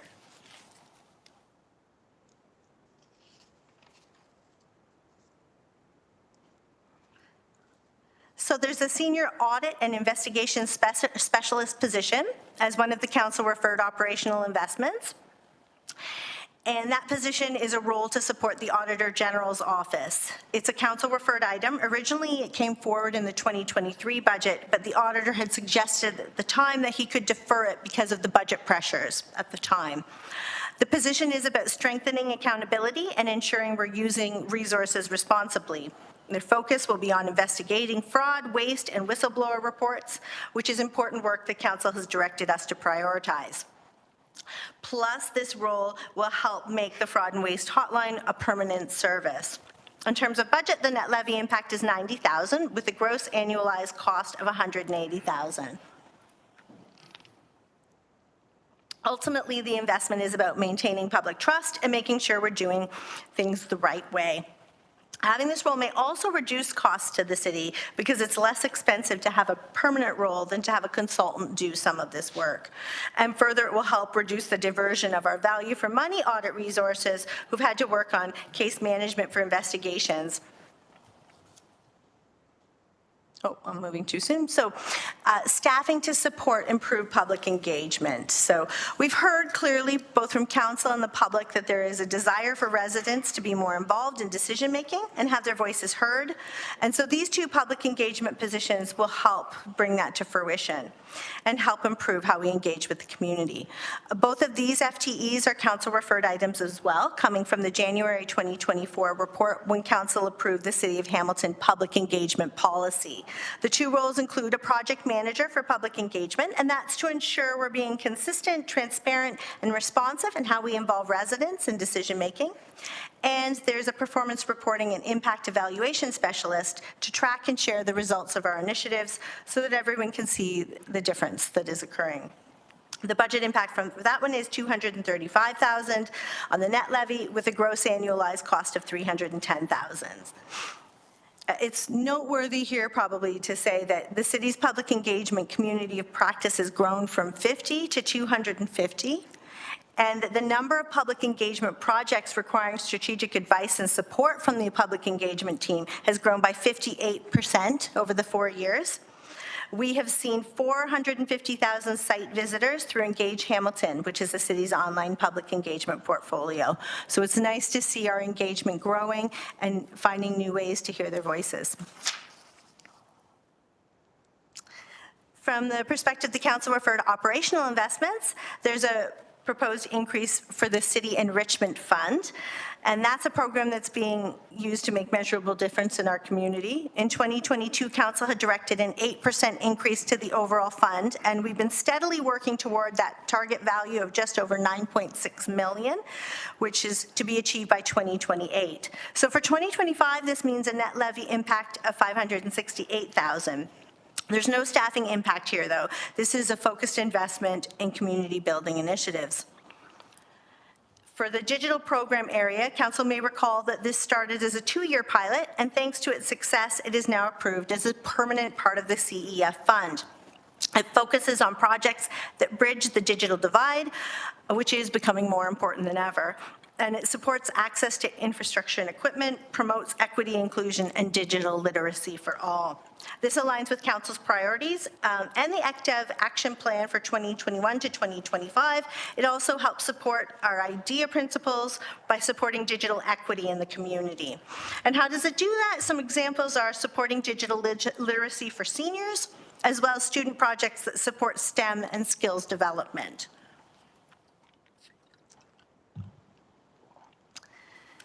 And this item is the long-term care return to work specialist.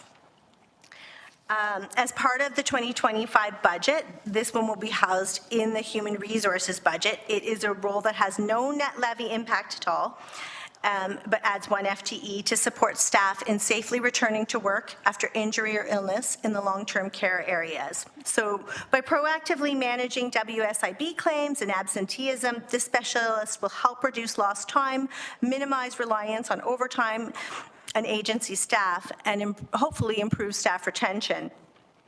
In collaboration with Occupational Health and Safety, they also focus on preventing workplace injuries to help create a safer environment for employees, enhance quality of life for the residents. This investment has both financial and operational benefits, as reducing workplace injuries can lower WSIB costs and improve employee well-being and reduce claims over time. This is the department multi-year outlook, and helps us to anticipate and manage future budget impacts so that we're ensuring financial sustainability and alignment with key priorities. Like the 2025 budget, the primary cost drivers that we're seeing continue to be staff-related costs, such as collective agreements and benefits. And there are also the impacts of the 2026 adjustments and annualization costs, such as the Auditor General role. The full cost would be reflected in 2026, along with the hotline and annualization costs. And similarly, for community engagement, the new FTEs are being phased in with the full salary cost annualized in 2026. From a proposed capital budget perspective, there are investments in accessibility compliance and workforce modernization. So there's a communication and strategic initiatives, AODA compliance resources, and that's to improve our digital accessibility primarily and build capacity across the organization.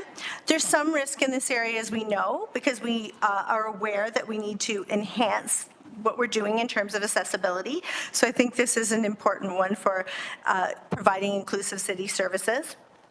For the human resources item for 2.8 million gross, this is the enterprise time and attendance system. So you may recall that this was part of a bigger project for 8.4 million as a multi-year project. The first phase approval was 900,000, and so this is the next stages and part of that cash flow allocation. This system is for enhancing efficiency, payroll accuracy, and workforce management. So that helps in terms of our compliance and risk management, or these do, our capacity for growing needs, and for our operational efficiency. There are no operational impacts of those initiatives.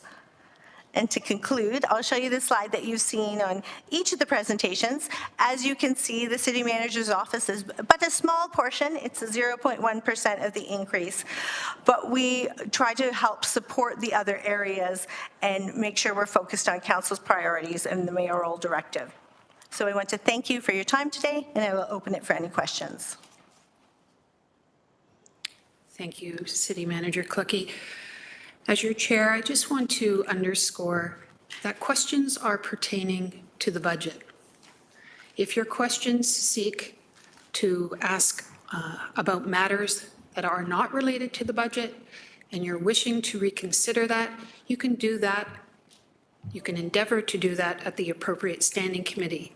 Otherwise, I will be calling you out of order. Councillor Wang.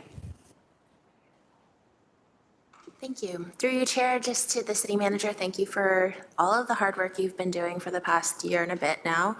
As it relates to slide 21, when you talk about the senior audit and investigation specialist position, I'd like to understand a little bit more about how this potential FTE will fit into the Auditor General Brown's team. I think in particular, there has been significant questions in the community around something like what happened with the tiny shelters and that sort of thing. So how would something like that, like a very time-sensitive, very external-facing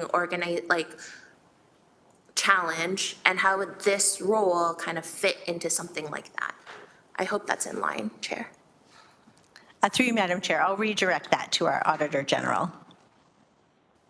So I'm not sure I understand the question through the chair, how the role of the auditor would fit external facing. The question now is that currently, we have a challenge within the community, speaking about tiny shelters, where the community may have identified that there is something that needs to be examined or investigated. So I would like to understand, how does this council-referred senior audit investigation specialist, how does that role work with something like, and I use the example of the tiny shelters currently, and I just want to understand what is their sort of responsibility or how they would actually integrate with your team in order to identify or investigate something like that. So through the chair, so this would be a role that would fulfill both an audit role, like doing some audits, but primarily investigations. As you know, we get between 130 to 150 complaints a year. I think it's stabilized now. It rose dramatically over the years, but I think it's sort of stabilized the last few years in that range. And so there are two benefits if you're looking to what I would call the business case for it. We have far more complaints and investigation work than we can possibly do internally, so we do rely significantly on consultants. Consultants cost in the range of $350 an hour, whereas a senior auditor, salary, benefits, and admin is about $76.88 per hour.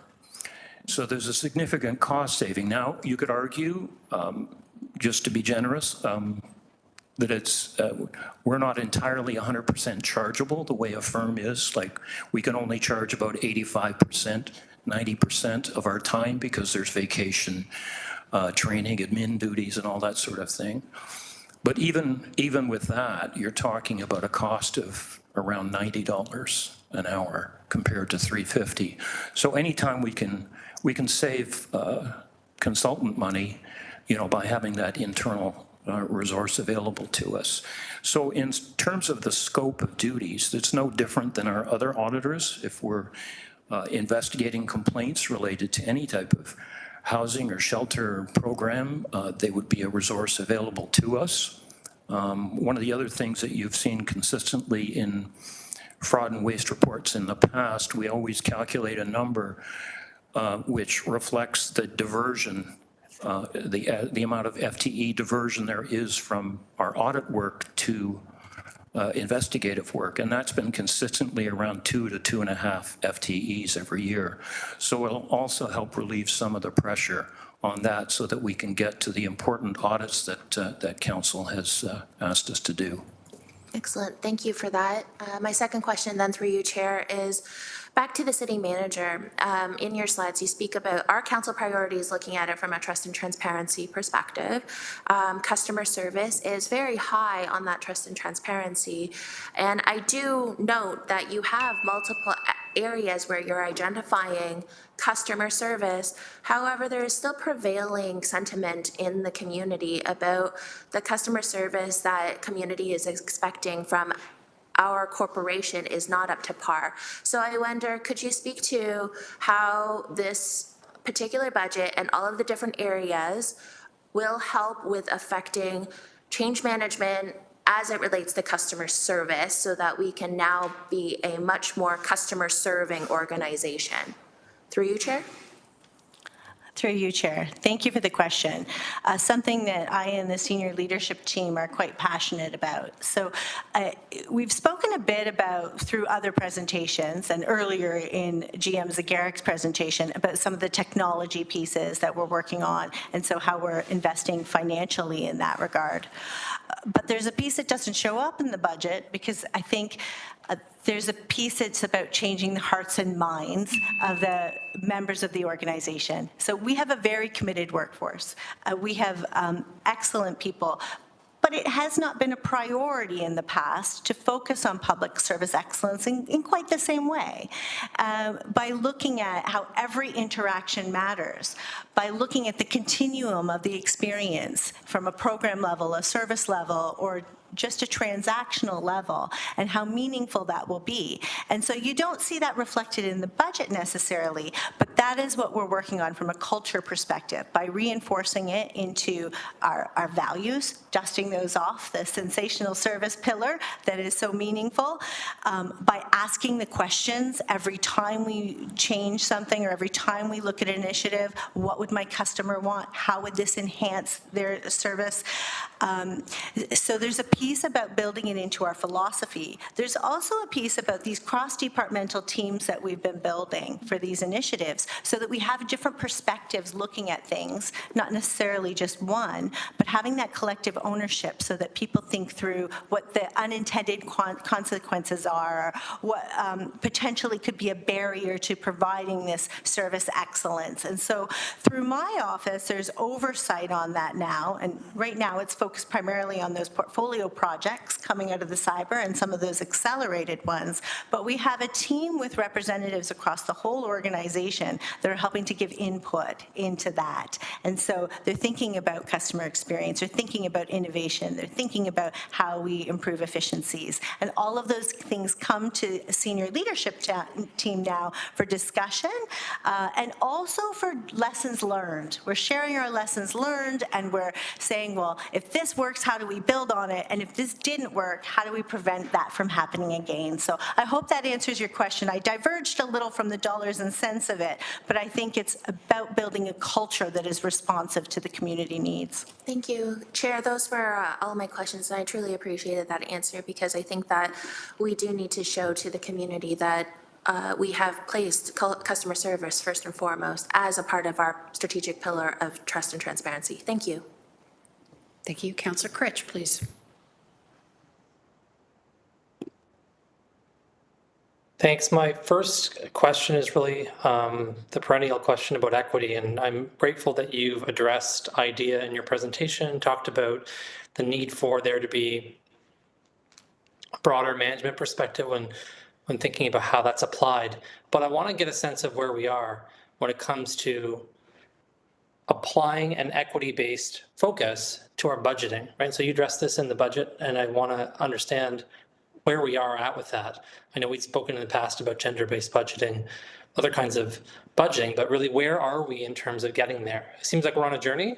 When are we going to get to the place where we can start seeing that reflected in the actual budget numbers, and frankly, the way that the budget is designed and presented to ourselves and the public? Through you, Madam Chair, and thank you for the question. I'm going to redirect this initially to GM Zagarik, and then I'll conclude.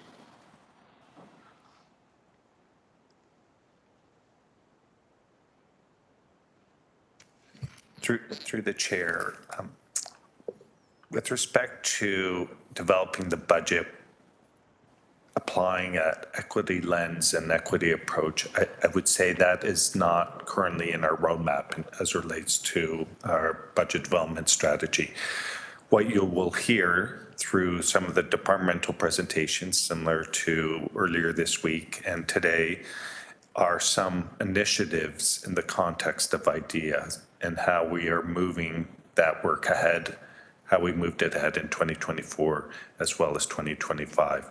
But with respect to redesigning the budget documents to reflect IDEA as a principle and a driving factor to the layout on the presentation of the documents, that is not work that we're currently working towards for the balance of this term of council, recognizing we do have some outstanding business items to report back on as relates to gender equity budgeting, carpet budgeting, and an equity budget. Through you, Madam Chair, so I'll add to that. So it had been our intent to try and build that in for this budgeting process. And so it's with regret that it isn't. But I have to point to the cyber incident for this particular issue because we didn't have the financial systems operating, and so we had to do a stand-up system. And so we're a little bit late to developing the 2025 budget. And so that's certainly going to be a focus in 2025 and beyond. But that doesn't mean we didn't give it consideration. So there are pieces that are built into the planning of components. So for example, I know that Public Works has been working hard to build that into their asset management plans. Again, it's still in its infancy, and it would be preferable if we were further along. However, the teams have started to think about what that looks like. And then for the 2025 budget process, we can start to build it in a more meaningful way. Additionally, we know that we have the audit that came out for IDEA in general. And again, regrettably, that was also delayed. That happened to be my third meeting as the new city manager, and I had personally committed to seeing that followed through to conclusion. So I remain committed to that, but sometimes we have situations that prevent us from achieving things in the timeline that we might like to. So in terms of when it will be done, I can tell you that in 2025, we will come forward with a structure that will help support this better, IDEA in general, I mean. And within that planning will be how we look at equity-based budgeting in a more robust way. So the answer, I think, is in time for the 2026 budget, we'll have some more formal structures, and we'll have the ability, I hope, to start looking at how we apply these foundational corporate principles to everything we do. I'm presuming is what you're trying to say. Through you, Madam Chair, yes, in short. Okay. Not going to say I'm not disappointed. I understand the challenges we've had, but this has been a perennial question for me. My only other question is about service levels.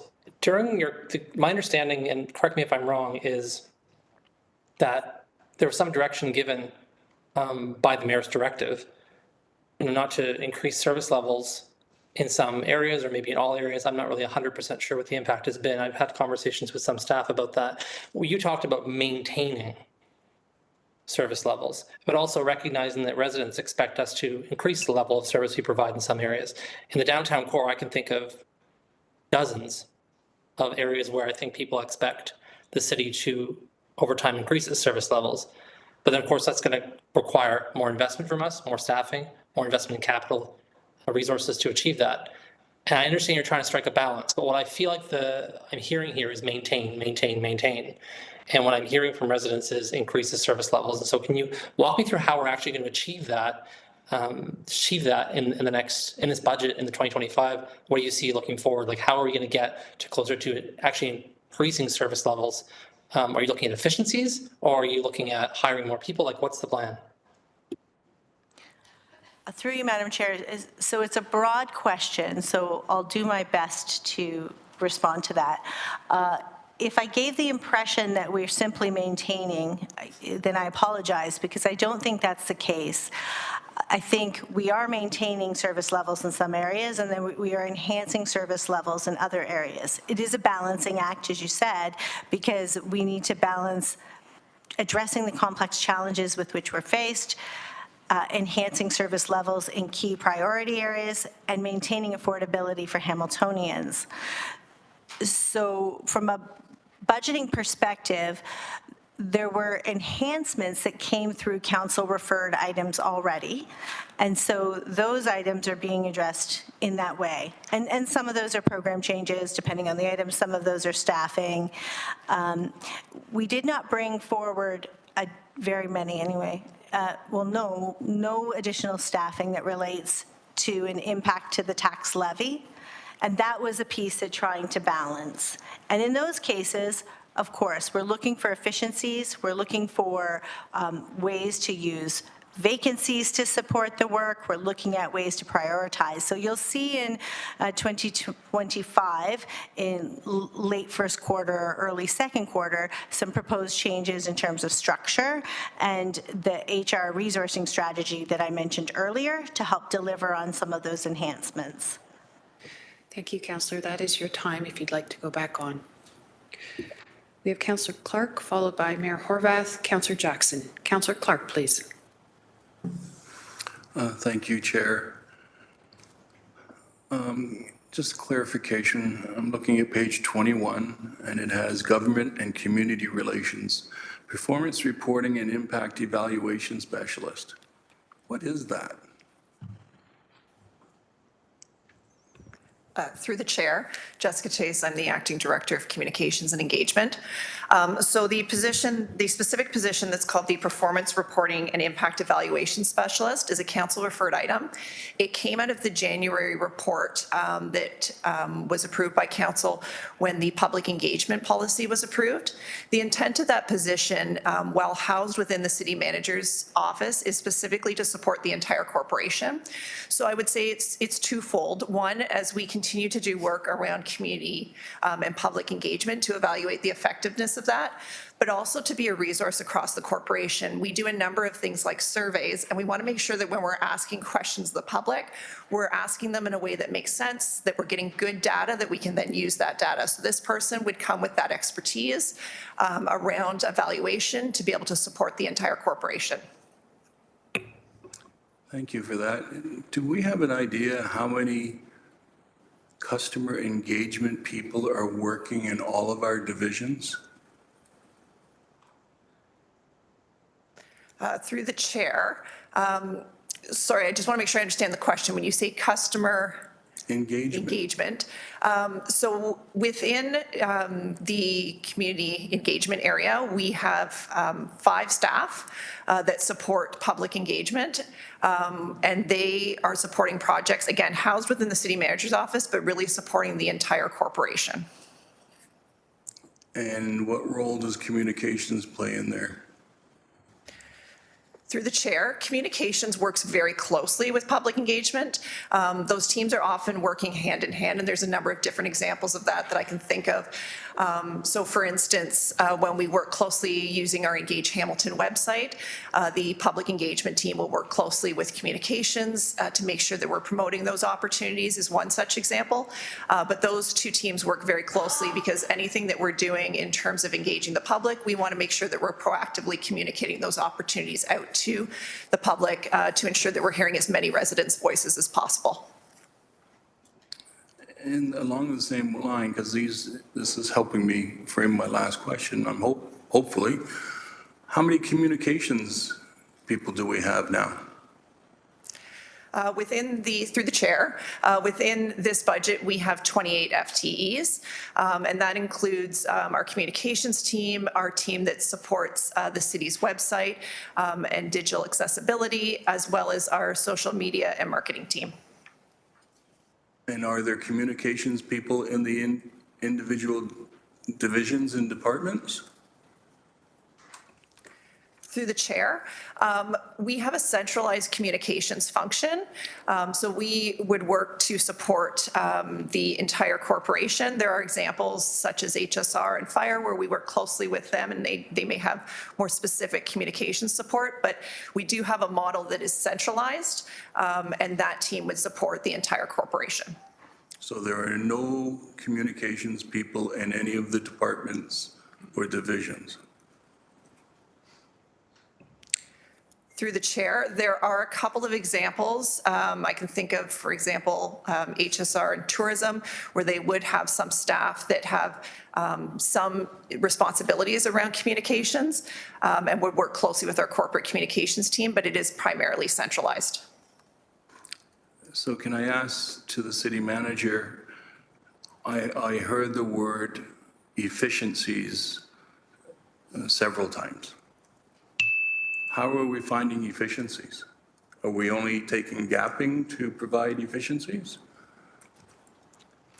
Through you, Madam Chair. No, in terms of efficiencies, it's not strictly about gapping.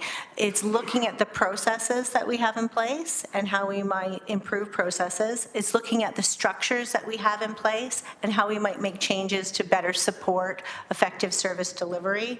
So it's looking at technology and whether there's ways to streamline things and leverage different technologies, like we mentioned AI earlier, to as one example, to help. So it's a multi-pronged approach to trying to find efficiencies. But as it pertains to this budget, were the efficiencies mostly from gapping? Through the chair, as it pertains to this budget, yes. This was a particularly unusual budget, I would say, because of the cyber attacks of 2024, cyber attack, to be clear, of 2024 and the impacts that had. So having to rebuild back and accelerate numerous projects has put pressures on from a complement perspective. Can you put me on for a second time? I'd like to follow up on that question. Thank you. Mayor Horvath. Thanks very much. It's interesting in the response to the to Councillor Clark's questions. Some of my questions have been answered, particularly around the how do we transform our organization from one that was really not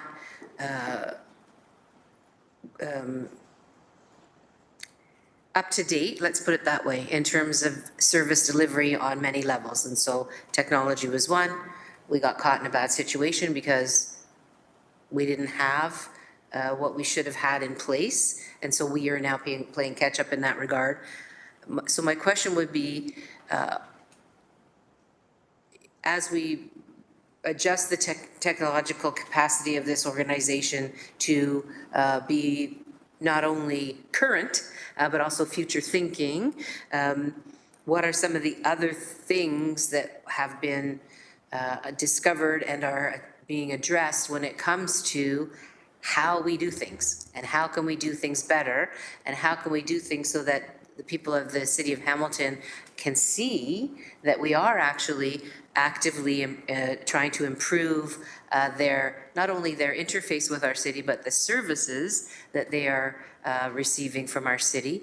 I think all of this is intertwined. So I guess I would just ask for maybe some examples. I know yesterday we heard a couple of examples, and I'm not sure if people caught them, but I'm going to ask. So that's the broad question, and I'm going to ask if these are examples that actually are demonstrating some of that. One was the fire chief, Chief Cunliffe, talked about how they were going to just kind of update some of their back office work the way they always did it, but just update it a bit. But in fact, they have found efficiencies by doing things differently, or by deciding to do things differently instead of just, expanding on the same old. That was one. The other was, I believe, public health, particularly long-term care, talked about hiring a person who would be looking at the acuity of the people who are in our long-term care homes to be able to ensure that more revenue can be generated from the provincial government, who funds those beds based on the acuity of the resident in that bed. So one's a kind of a revenue generator, one's a kind of a efficiencies back office. But what I think I'm getting, and I would like to get a little bit more detail, is are these things reflective of this conversation, and are there other things that identify for council members and public where we are pushing this organization to modernize? That might be too broad, but if you can respond, I'd appreciate it. Through you, Chair, and thank you for the question. There are so many examples of this right now that it's sometimes hard just to pinpoint, but the examples you gave are accurate. Those are some of the things that we're doing in terms of trying to find efficiencies, but also at the same time delivering service better. So the biggest wins are the ones where you have savings and efficiencies, and you have lives easier for staff and a better customer experience for the public. So those are the ones that we zone in on. Those examples you gave are strong. The one that comes to mind for me right now, because we're talking about the CMO budget, is the new recruitment tool that was implemented in very short order when that was taken out. And so we're using a new one that's Bamboo. We saw efficiencies in terms of the technology helps us. We also saw improved service because it was more user-friendly, more intuitive. We saw more job applications come in because it was easier, and diversity of applications. So that to me is a good win and a strong example. Thank you, Mayor. Thank you. Councillor Jackson? Thanks, Budget Chair Wilson. Thank you, City Manager, and very proud of your leadership. And it's been wonderful you coming back home. So thank you, because you understand the pulse of our community. Question, I want to pick up where Councillor Clark was, please, on slide 21. Civic engagement, Engage Hamilton's in place. It's prospering. It's doing very well in terms of greater uptake, which is wonderful. As I'm trying to look at, if some of us are trying to reduce where we currently stand at the global 5.7, and I'm seeing 8.6 is yesterday, 6.2, 6.7 is today. So Engage Hamilton will continue if hypothetically these two positions are not approved ultimately. Correct? Through you, Budget Chair Wilson, please. Through you, Madam Chair. Yes, the engagement tool would still continue. This helps to support the enhancements. It helps to support the policy that council approved, but we would still continue with the website and the engagement regardless. Thank you, City Manager Clucking. Thank you, Budget Chair Wilson. Thank you. Are there any other first-time speakers? Seeing none. May I ask Councillor Wang to take the chair? I have a single question. I just wanted to follow up, if it was just so I understand from Councillor Clark, with respect to that additional complement on slide 21, the performance reporting and impact evaluation specialist. So did I understand that correctly? That is a person who will be tasked just with designing and managing, overseeing, and interpreting our survey work, or is it broader than that through the acting chair? Through the chair. I would say it's broader than that. That will certainly be one of their core functions, is to help support and be a resource to the organization to ensure that we are designing surveys in a way that makes sense and we're getting good data back. But they would also then be looking at the effectiveness of the public engagement policy and public engagement that we're doing more broadly to evaluate the effectiveness and to ensure that we can continue to improve from that. So I really see their role as twofold. Okay, not to dwell on the negative, but then I'm assuming we don't have that complement in-house at present. I'm a bit of a survey nerdy person, so I know there is a science to them. Through the chair. Through the chair, that's correct.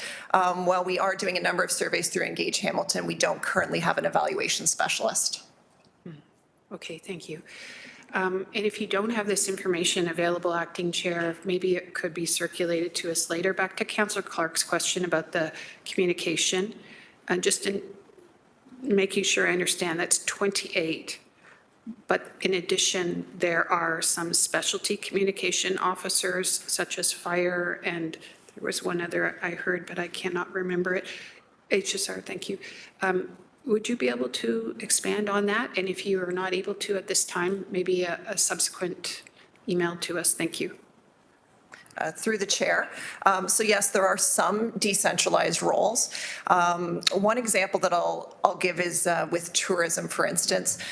Corporate communications, often our key audience is focused on residents of Hamilton, and I know with tourism they may be engaging both residents in Hamilton but also have a broader audience that extends beyond Hamilton. So they often have a unique audience and skill set, but we would certainly work hand in hand with those individuals across the corporation. So beg your pardon, what is then the full complement of communication persons through the chair? Through the chair, I think that's information we would have to take back in order to collect that information more broadly, just because it extends beyond the city manager's office. Okay, fair enough. Thank you. I'll assume the chair. Thank you, Councillor Wang. Councillor Clark, for a second time, thank you.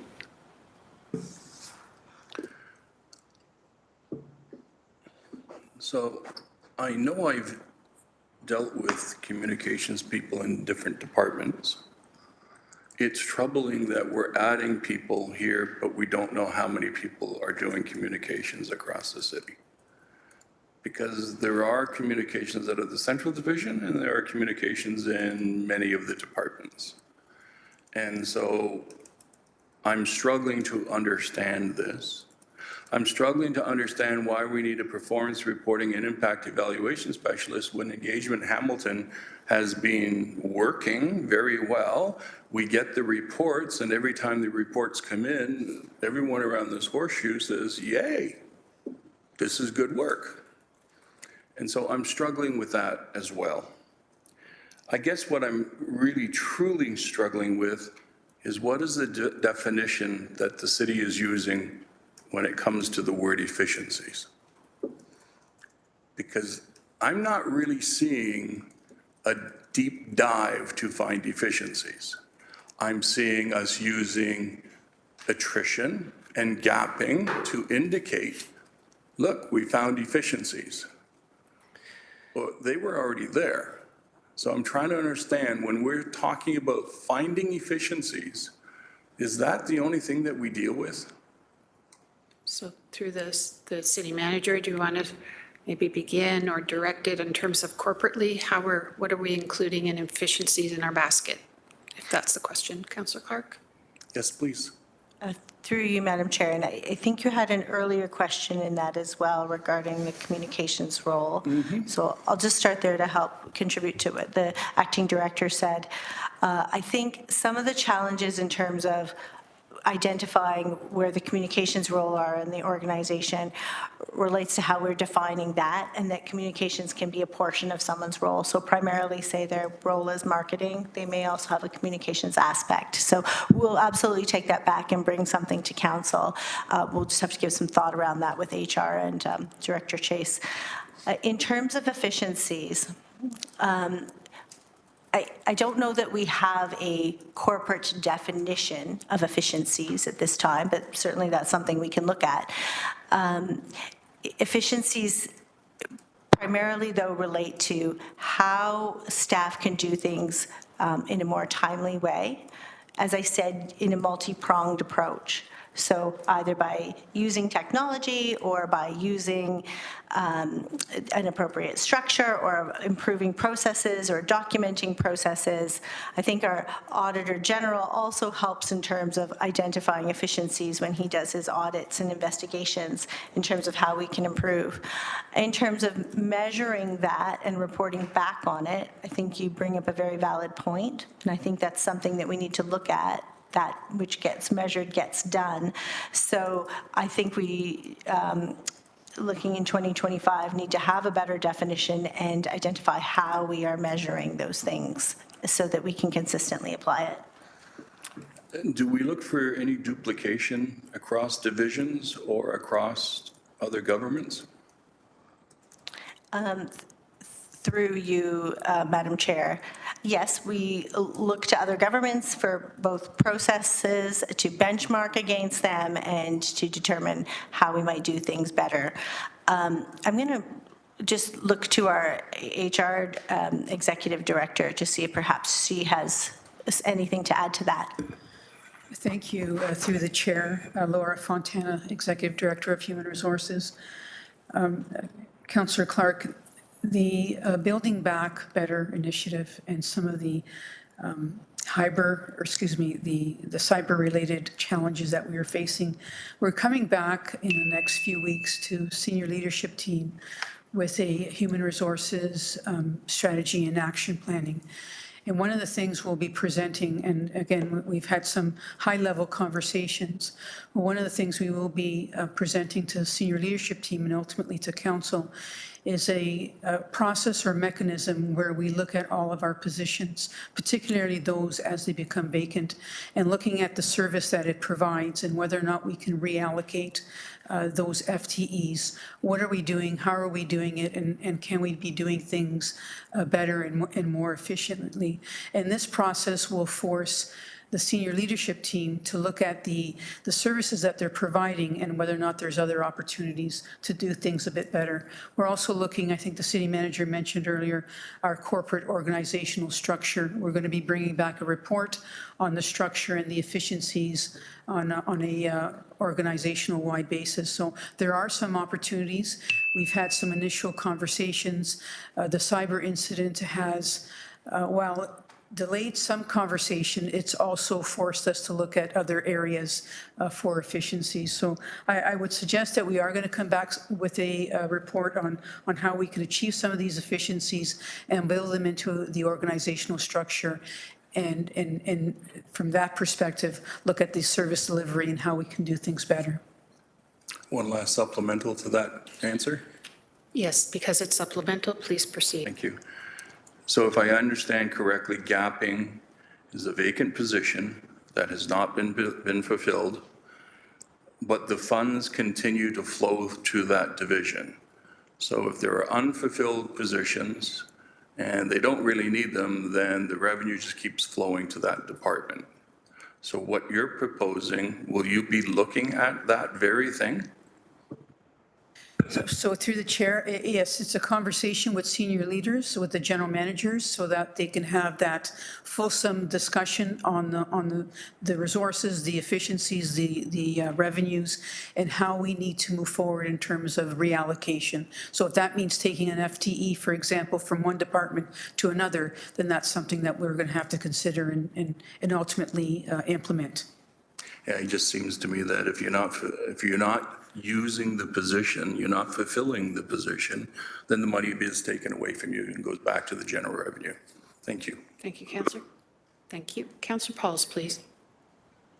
Thank you, and I had to go out and get my coat because it's really, really cold in here, and we don't want to get sick. So I'm wondering, have we paid our bills this month? Okay, my question. And I left my glasses at my office, so I scribbled down a few things. Thank you. All right. The first question, staffing and support for improved public engagement. Councillor Jackson asked if we don't get these two staffing, and the net levy impact was $235,000. Do we need them? And you said, well, we'll still continue. But I'm just wondering, we have 15 councillors. We all engage in public engagement. We all have, matter of fact, I hired in September a wonderful lady that keeps up my engagement. I have town hall meetings. They ask us all the questions. So my question is, could we save the two staff impact of, it says gross annual is $310,000. In my opinion, we could hold off because we got 15 council, we have the mayors that's always publicly on Twitter, on Facebook. People email us all the time with questions. We're doing surveys. I did a survey about the vacant tax. I did a survey about the homeless. I did survey in my area, Ward 7. So I'm just wondering, if we do not hire these two, it will continue that the city will do public improvement, engagement, and with the help with all our councillors here, we have a big role. That's why we're here, to connect with residents and see what their wants are. So Councillor May, your question is, will engagement continue if these business cases are not fulfilled? Yes. Is that your question? Yes, it is. Okay. City Manager. Through you, Madam Chair. And certainly this is a decision for council in terms of how you want to proceed with this. The engagement would continue at the service level that exists today. The enhancements are the council-referred items that deliver on the engagement policy that was approved in January of 2024. So in terms of tracking, in terms of having not that our teams aren't professional, they are, but folks with the expertise to develop surveys that will get the most meaningful data, that wouldn't be available because that's the service enhancement piece, but the engagement would continue. And I think with the 5.7, we need to cut down somewhere. That's what people are calling me about. 5.7, it's not acceptable. That's what they're saying. Your question, So we're trying Councillor. to find savings. So I think this will be probably one of them. Thank you. Councillor Alex Wilson, questions, please?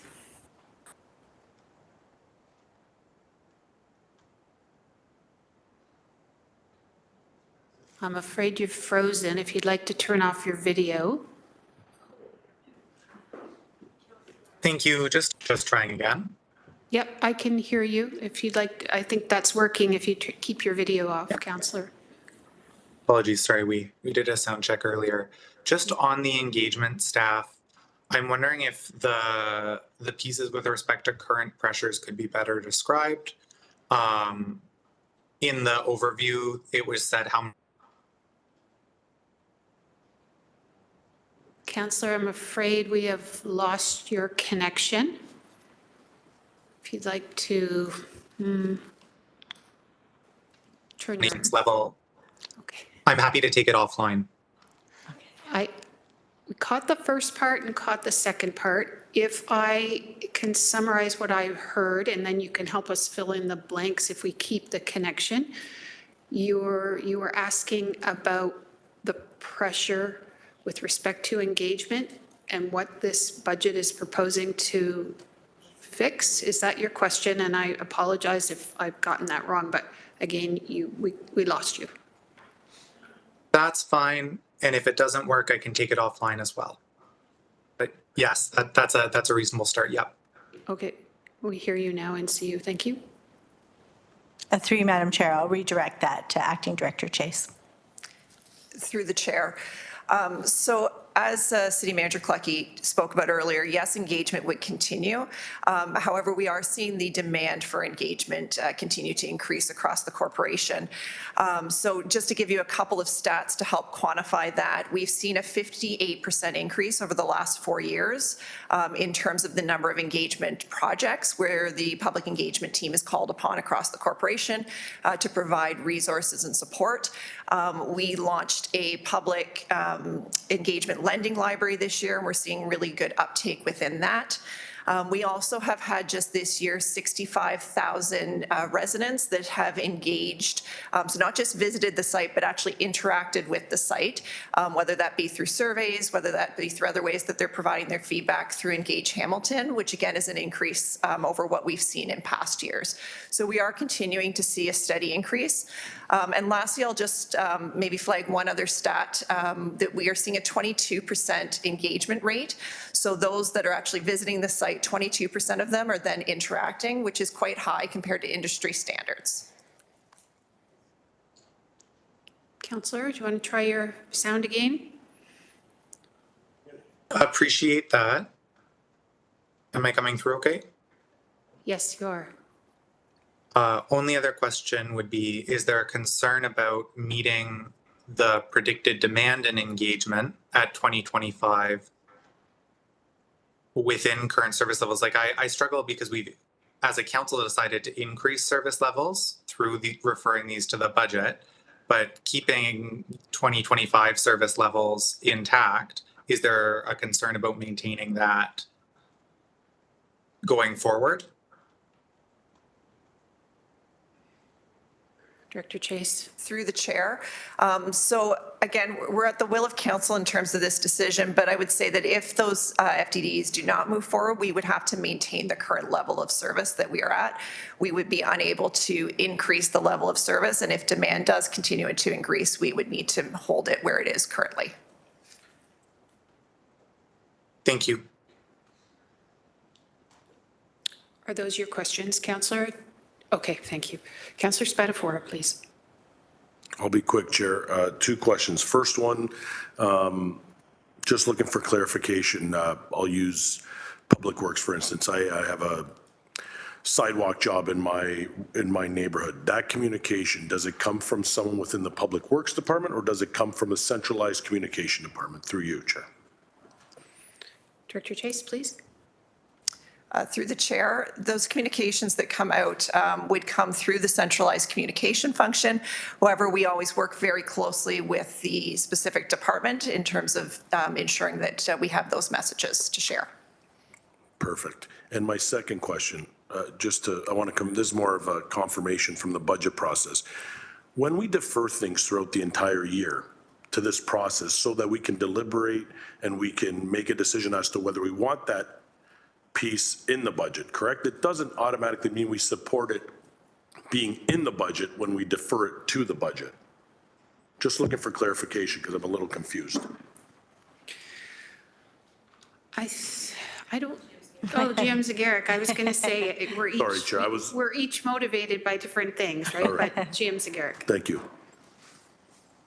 Through the chair, any council referred items are reflected in the proposed budget, as are the business cases.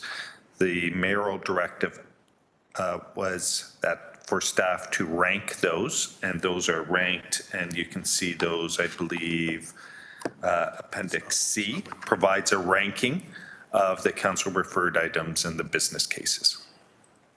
Thank you. I think Councillor Spatafora, another. Yeah, just a refined clarification of your question. Just to clarify, I'm not asking about what's in there. What I'm asking about is throughout the year, staff brings a report and it's asking for money, FTEs, whatever it's asking for in its recommendations, we defer it to the budget process.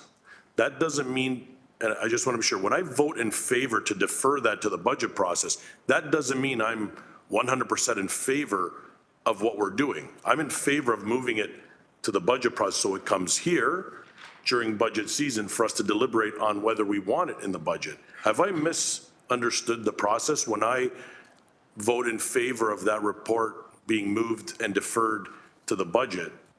Are people taking that as me saying I'm in agreement with this being in the budget? So through the chair, apologize for not being clear. Any items that are referred to the budget have been captured in the proposed budget. If committee chooses to put forward amendments to those items, then through this budget process amendments can come forward for deliberation by committee. Okay, so we're referring them so we can deliberate on them and then decide whether we want them in or out based on the budget that comes forward. Thank you. And according to the amendment schedule that was provided to you. Thank you. Okay, you're welcome. Okay. Any further questions from committee members? Seeing none. Thank you, City Manager Clucky, and to you and your team for your presentation this afternoon, just by a minute. Okay.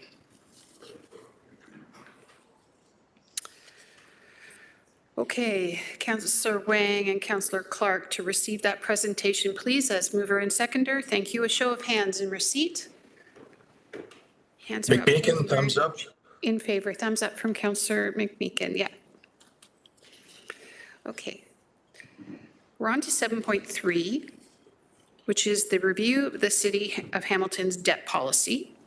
I need a mover and a seconder to put it on the floor. Moved by Councillor Danko, seconded by Councillor Clark. It's on the floor. Questions from committee? I have Councillor Clark first, followed by Councillor Wang so far. Thank you. Thank you. Just some questions for clarification, if I may. First, I sincerely appreciate this report. It's very informative, as always. On page 6 of 7, it indicates that figure 3, it's a comparator of municipalities. Then it goes on to say, if the city were to issue the total approved debt of 1.2 billion as of December 24, did we do that? Through the chair, great question, which is why we presented the information in this graphic form. I thought it was important for council to understand how when we issue debt and how we reflect our debt profile. We issue debt when projects are substantially complete, and that's when we issue debt. So when I look forward to, and I just confirmed this with Acting Director Weaver, when I look forward to the next few years, we expect to issue about 112 million in debt in 2025, 200 million in debt in 2027, 200 million in debt 2029, and 200 million in debt in 2031. And that is as it relates to all previously approved projects that are to be debt financed. And those could be tax-supported projects, rate-supported projects, as well as growth-related projects. So I felt it was important not only to reflect our actual debt profile, because municipalities may issue debt at different stages than the city. I felt it was important that we highlight, for the benefit of committee and the community, the actual debt that council has approved for capital projects, whether, again, growth-related projects, rate-related projects, and that's what we are representing in the graph before you. I just felt it was important that committee and the community aren't left with the impression that while we have relatively low actual debt, that there's a lot of room and opportunity. And that's not the case, because we have a lot of debt that's been approved that we still have to issue. So a supplemental, substantively complete. Now, in my mind, a project that is substantially complete, we've already done the work. We have installed the beams, we put up the roof, whatever the case is. It's now substantively complete. How did we spend that if we needed to debt finance that? Because I'd like to be able to build a house that way, but I'm trying to understand what exactly is the definition of substantively complete? Is it from the financial side, or is it from the actual asset side? Through the chair, it is from the asset side, from the construction side. Again, all good questions, because someone may ask, well, how are you paying your bills if you haven't issued the debt? So debt's not always the only funding source. There could be other funding sources, such as contribution from levy or reserves. But we'll use some internal, like our bank holdings, our cash holdings, to pay the bills until such time as the project is substantially complete in construction, and then we issue the debt. And we do that to try to reduce our costs, because frankly, if we're using our internal funds instead of debt, a bit of a savings to us in that short period. So when we issue the debt at substantive completion, we are literally repaying the funds that were spent internally. Is that a fair representation? Through the chair, that's correct. So when we mentioned on this page, $1.2 billion as of December 24th, so did we issue that debt yet, or is that debt yet to come? Through the chair, that is the debt that I spoke to that is yet to come. About 112 million for the main storage facility this year, 200 million in 27, 200 million in 29, 200 million in 31. Thank you. Now, when we first wrote the debt policy, there was, I'll use for the lack of a better term, the American version, a debt ceiling. If we hit the debt ceiling, because we can't really fund the debt, we need to deal with it, and that could be possibly increasing the debt ceiling. Do we have that same similar protocol within our debt policy?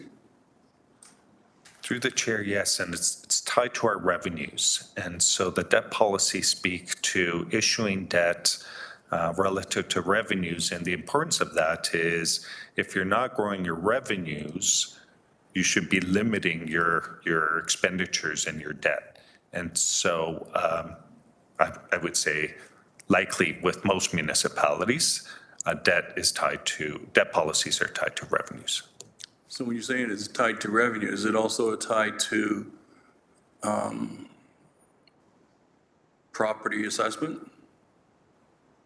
Through the chair, more so with respect to property taxes and increases. So if I can bring back the credit rating, one of the changes S&P highlighted was under budgetary performance. And what they were flagging is, given our infrastructure investment plans going forward, and given the challenges around affordability, if we forego rate increases or tax increases, that limits our ability to finance and service debt. And so they just recognized those competing demands.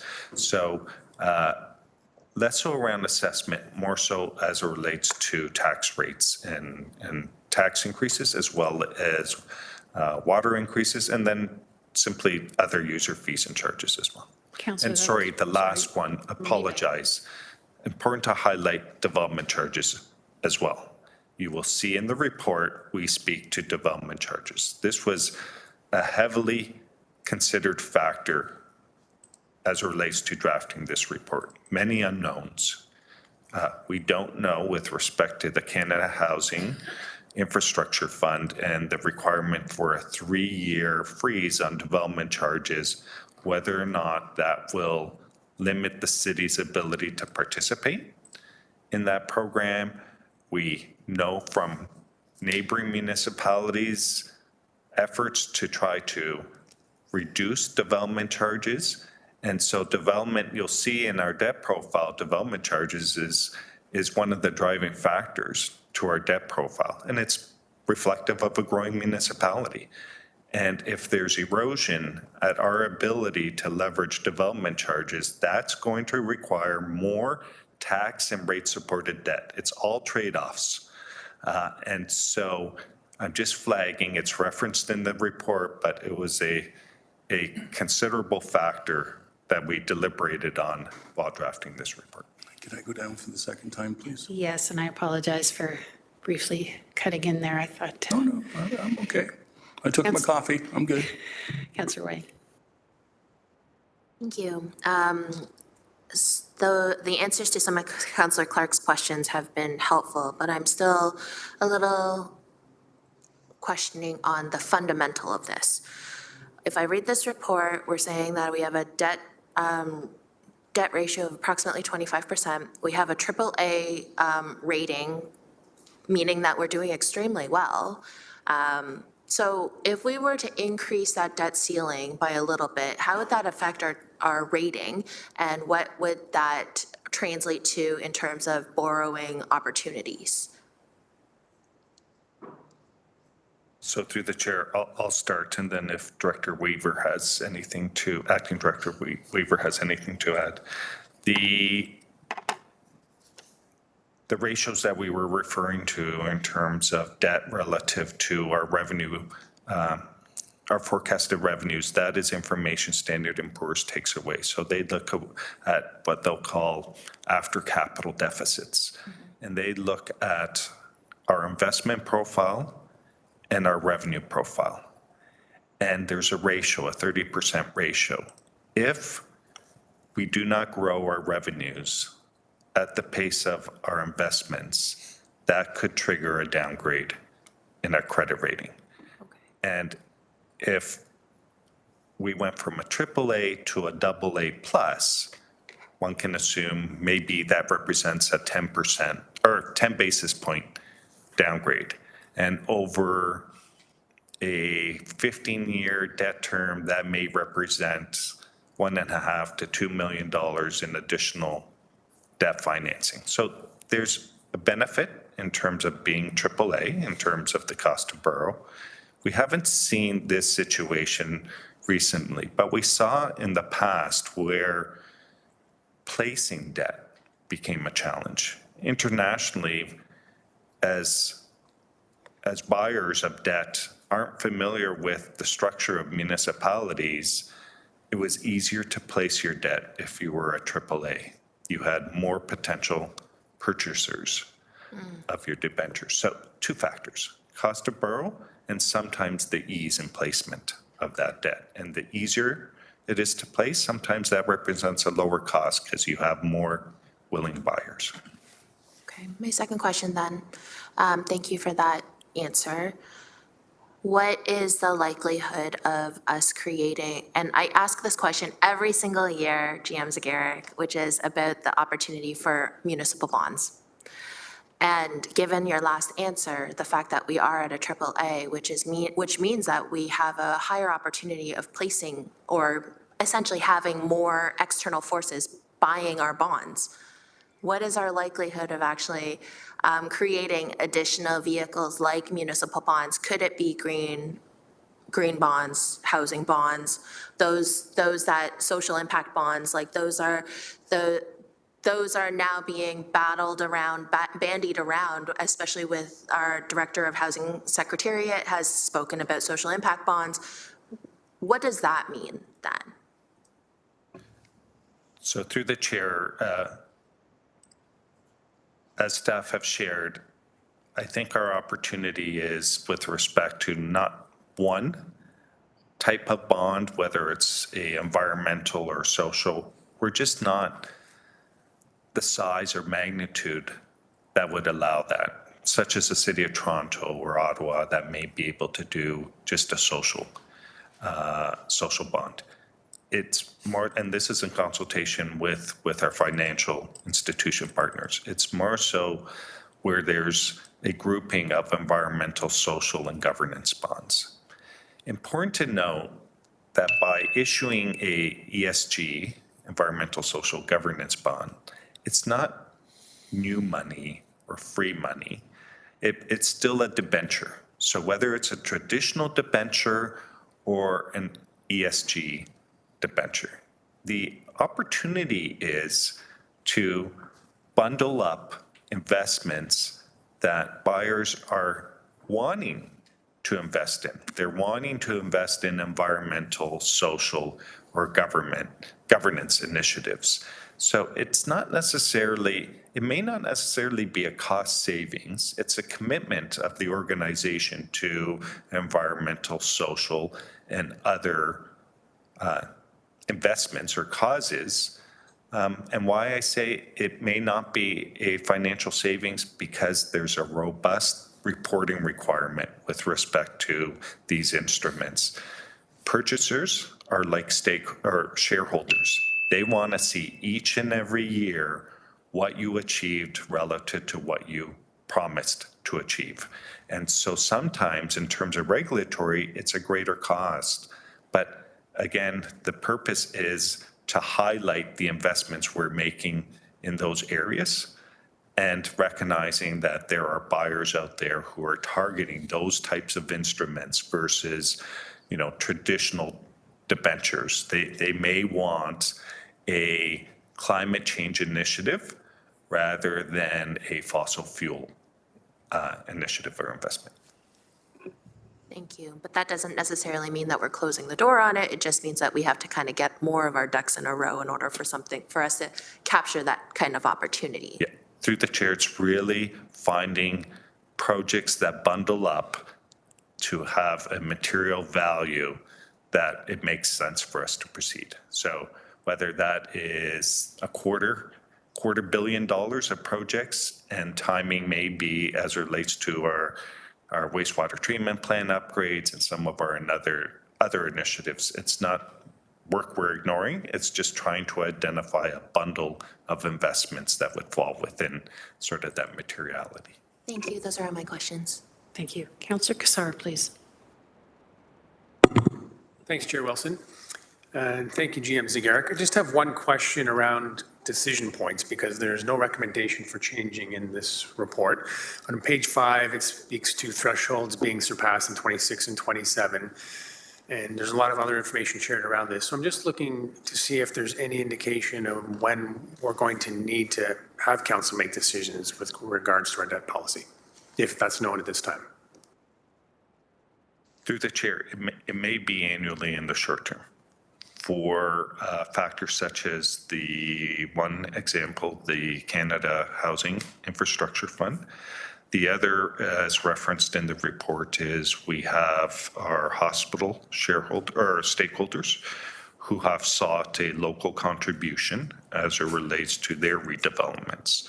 That would have a significant impact in terms of our debt and our debt profile. That would warrant and frankly require us to report back. So just in terms of what's on our radar for finance as to triggers to come back, those would likely be the two top of mind that would trigger us to come back and report back and seek direction.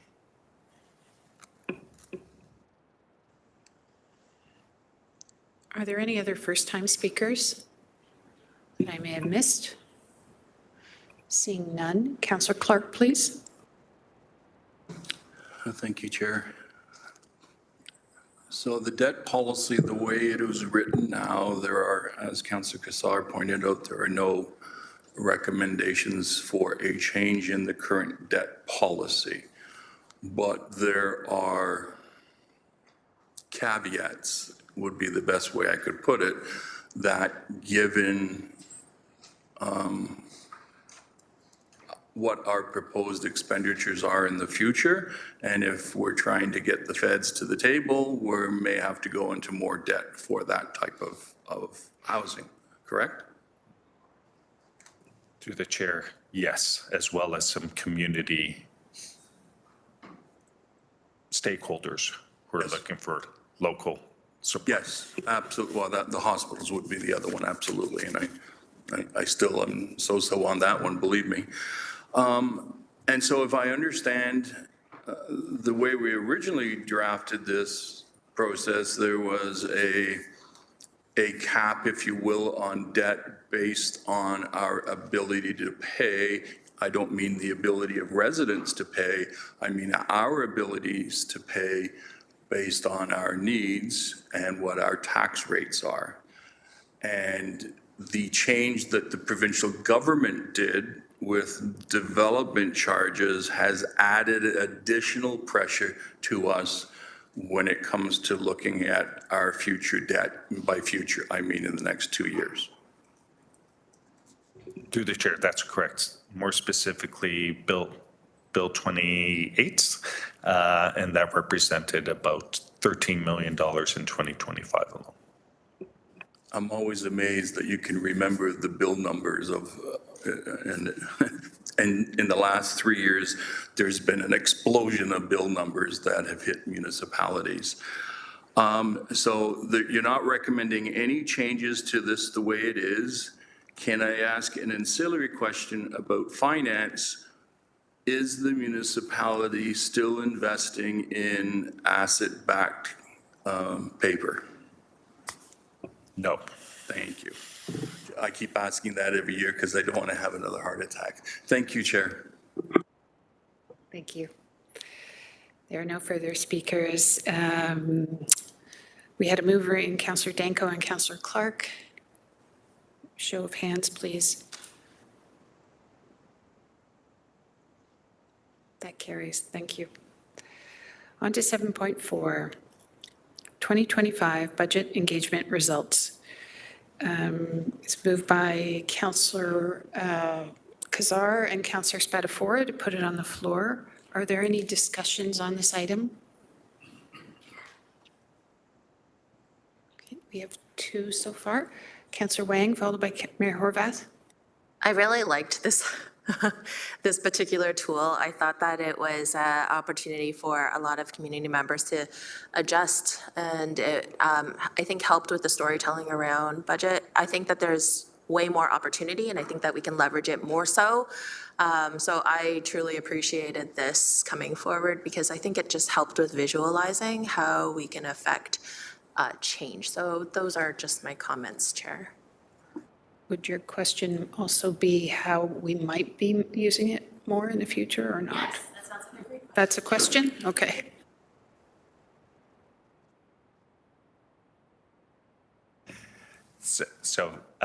Through the chair, thank you for that feedback, and I want to recognize Acting Director Weaver and his team who rolled this out for 2025, and recognizing this is the first time that we've used this tool.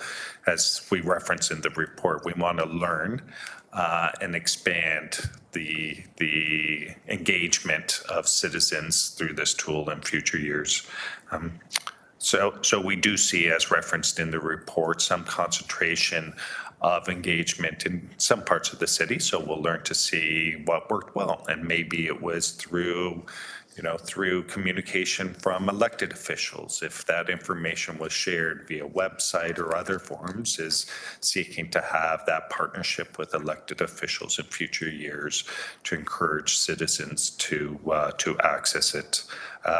As well as I know that there is some results as it relates to particular stakeholders in the community, including our Indigenous community, and so whether or not there's opportunities with respect to other groups within the community to engage with them and leverage them, frankly, to assist us in getting the message out.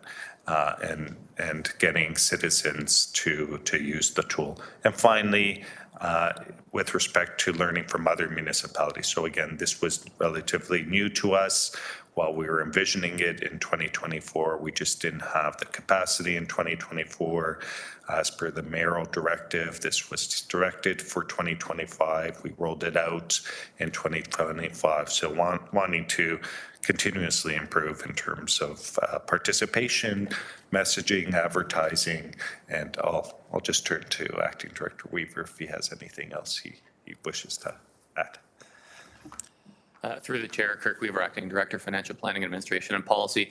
Nothing specific to add other than, as GM Zegeric noted, first year of going through this, 360 participants in this. Would like to look at ways to encourage broader participation in this tool and perhaps launch it earlier in the process so that we have an opportunity to share the results with departments and program areas in advance of coming forward to council, so they have an opportunity to hear what the folks that participate in this tool are saying.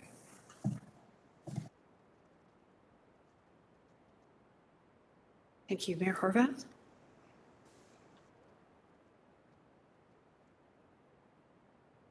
Questions? Councillor Clark? Thank you, Chair. So can I ask how many people actually participated in it? Through the chair, a total of 360 respondents. And out of those 360 people that participated, all it did was increase the budget? I don't see anyone saying, oh, you could reduce the budget here.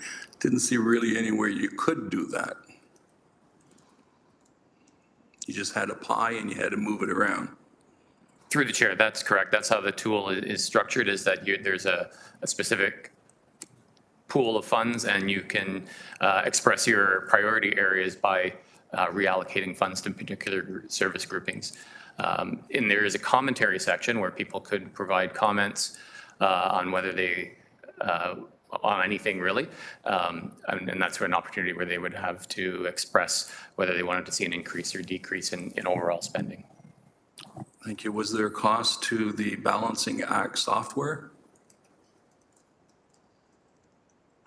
Through the chair, yes, there was. It was purchased in 2024, and I will have to get you the exact number. It was less than $30,000, I'm going to say from memory, but I will get you the precise number. And were there any staff costs for the program? No, the implementation is done with existing staff. Thank you. I would suggest in the future that if you're going to use this type of, I don't want to use a disparaging term, I'm trying to find a term to this kind of financial tool, I guess that's the most diplomatic way of putting it. It's not really helpful if the only way residents can provide input is to continue spending the same money, just move it around in terms of where it's going to go. So there's no opportunity for them to talk about efficiencies or reducing funding to any area. It's just not there. So it's not really a balanced process. It's here's the budget, move the map around. I had one resident say it's kind of a financial gimmick. It's kind of cute, but it really isn't providing a whole lot to the budget process. Thank you. Councillor Pauls? I'm going to take myself off. It's already answered. Thank you. You're welcome. Are there any first-time speakers? Seeing none, thank you.